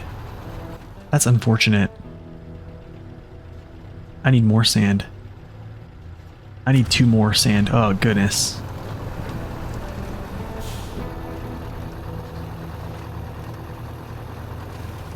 I think it's hard. It's going to be hard. So here's the thing. It's going to be hard to justify downranking the Zix to like a B for what it can do for just a 4x4. That's insane, right? Yo, Smitty, thank you for that follow. Appreciate it. Welcome in. What's up, Storm? Welcome in, man. I am having a good day. I'm just kind of taking my time, slowly churning through this, you know?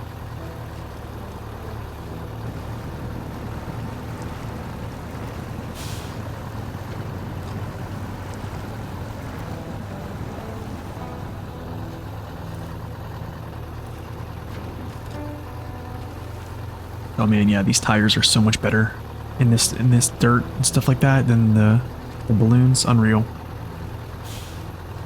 You can feel them just biting in better.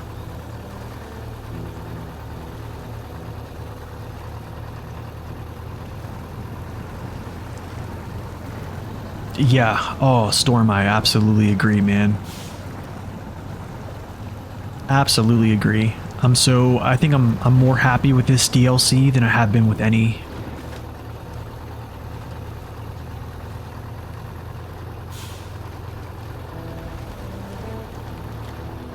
I really haven't been in a rush to complete it. I've just been kind of taking my time.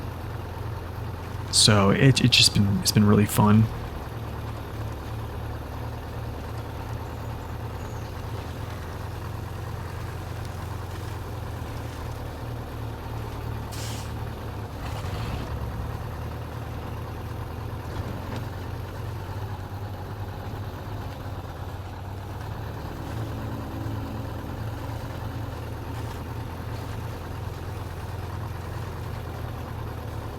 It does. It does have that New England type of vibe, yeah. Very, very cool. I mean, the autumn foliage, like you said, yeah, I think like autumn maps are probably my favorite, just with like the colors and stuff. And man, like the topography on the second map, you going up and down these mountains and stuff like that. Amazing. Seriously, amazing. Better than a stressful day at work followed with a stressful night at Amor. Yeah, right. You know, I had somebody that came over and to the stream, and they asked why Amor is considered, I think, an endgame map, and how they wanted to see maps get harder as time or as maps were brought out. And I can understand that logic. I think the majority of the SnowRunner community doesn't necessarily want insane hard maps like that anymore.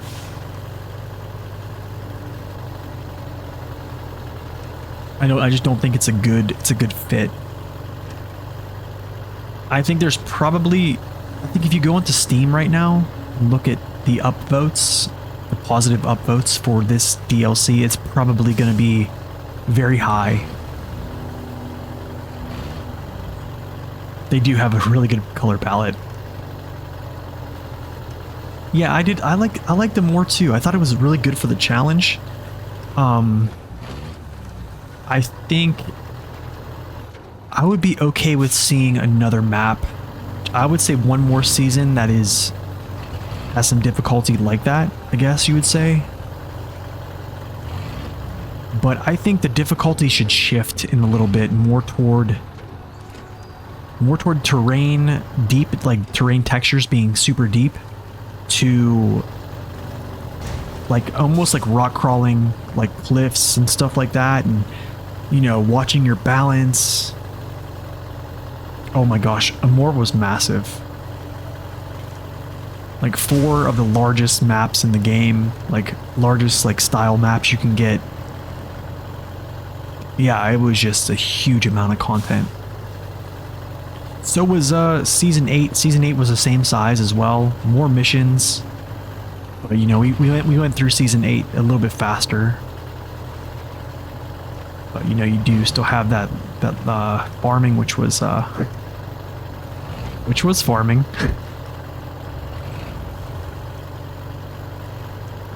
I think so too, Dave. I think being able to challenge yourself with keeping your vehicle on its wheels is better than me just holding the gas trigger and just winching through a snow or mud texture. Okay, I need to move this other Zix. Hold on a second, guys. Does he have water in his tank? No, he doesn't. Why did I bring him down here? Oh, I ran out of fuel. I don't know what I'm gonna do with him. Maybe I'll bring him back with me and use him as well, just to kind of show the difference between the tires and their performance here.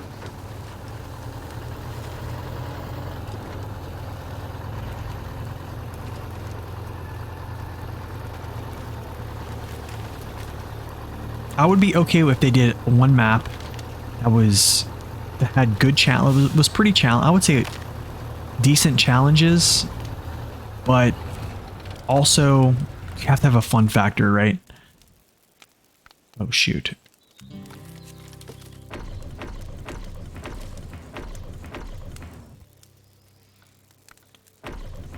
Okay, I guess we'll take this up there now.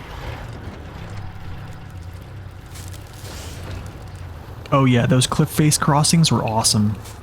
I did remember those, Storm. I did remember those, yeah. I think the one was at, I think Amandra, right? And Amor, I'm trying to think where the cliff crossing was. It probably was Northern Aegis.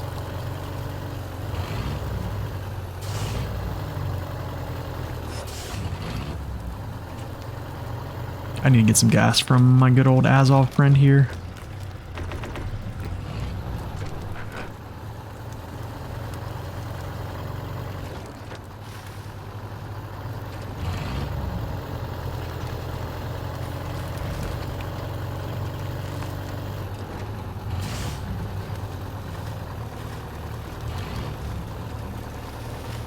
Oh.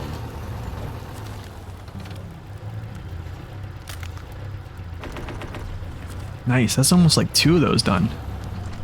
Huh. You know, I wonder.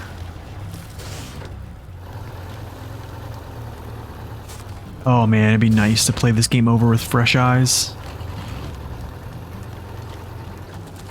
If I could just like keep like what I know about the game, like knowledge-wise, and just play it over. I wonder how that would go. You know what we might do? I might actually take this other Zix back and use that as my other water trailer or water delivery system.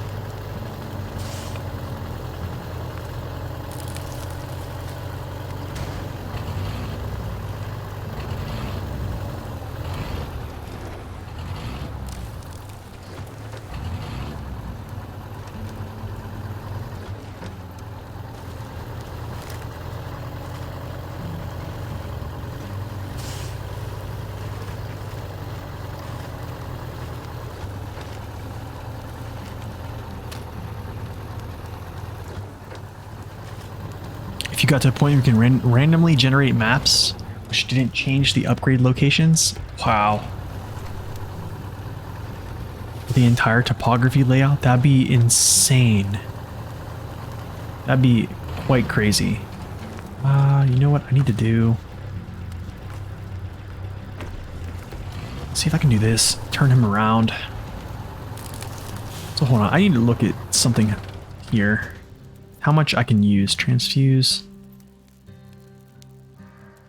I need to switch this over 1 second to metric so I can actually do the crunch some numbers here. So I have 2,800.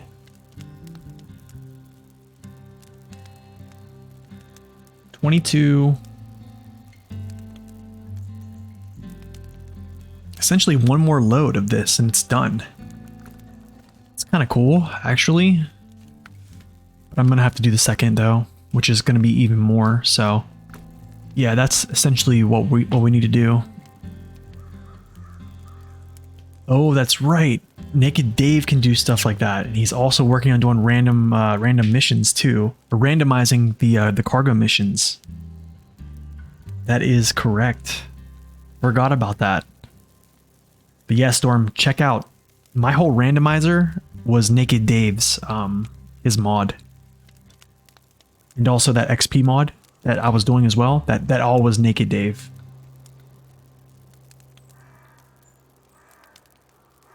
Yep. There's a flow. That is true. But anyways, guys, I got to get going because I got some stuff I need to do here in the real life. So it's been great. I got about 2 hours here on stream. I wish I could do more, but I also need to go work on some other stuff. So we will try to get back here, and I'm just going to continue these water missions in the next time. So I won't actually do anything else. So we'll just try to complete this all on stream, just to show people and I don't know, just to talk, hang out. So I appreciate y'all coming out. Have a great day, morning, night, wherever you're at in the world. Check out the videos if you want to see some truck reviews or some more informational videos as well. And as always, guys, God bless and stay upright. We'll see you later.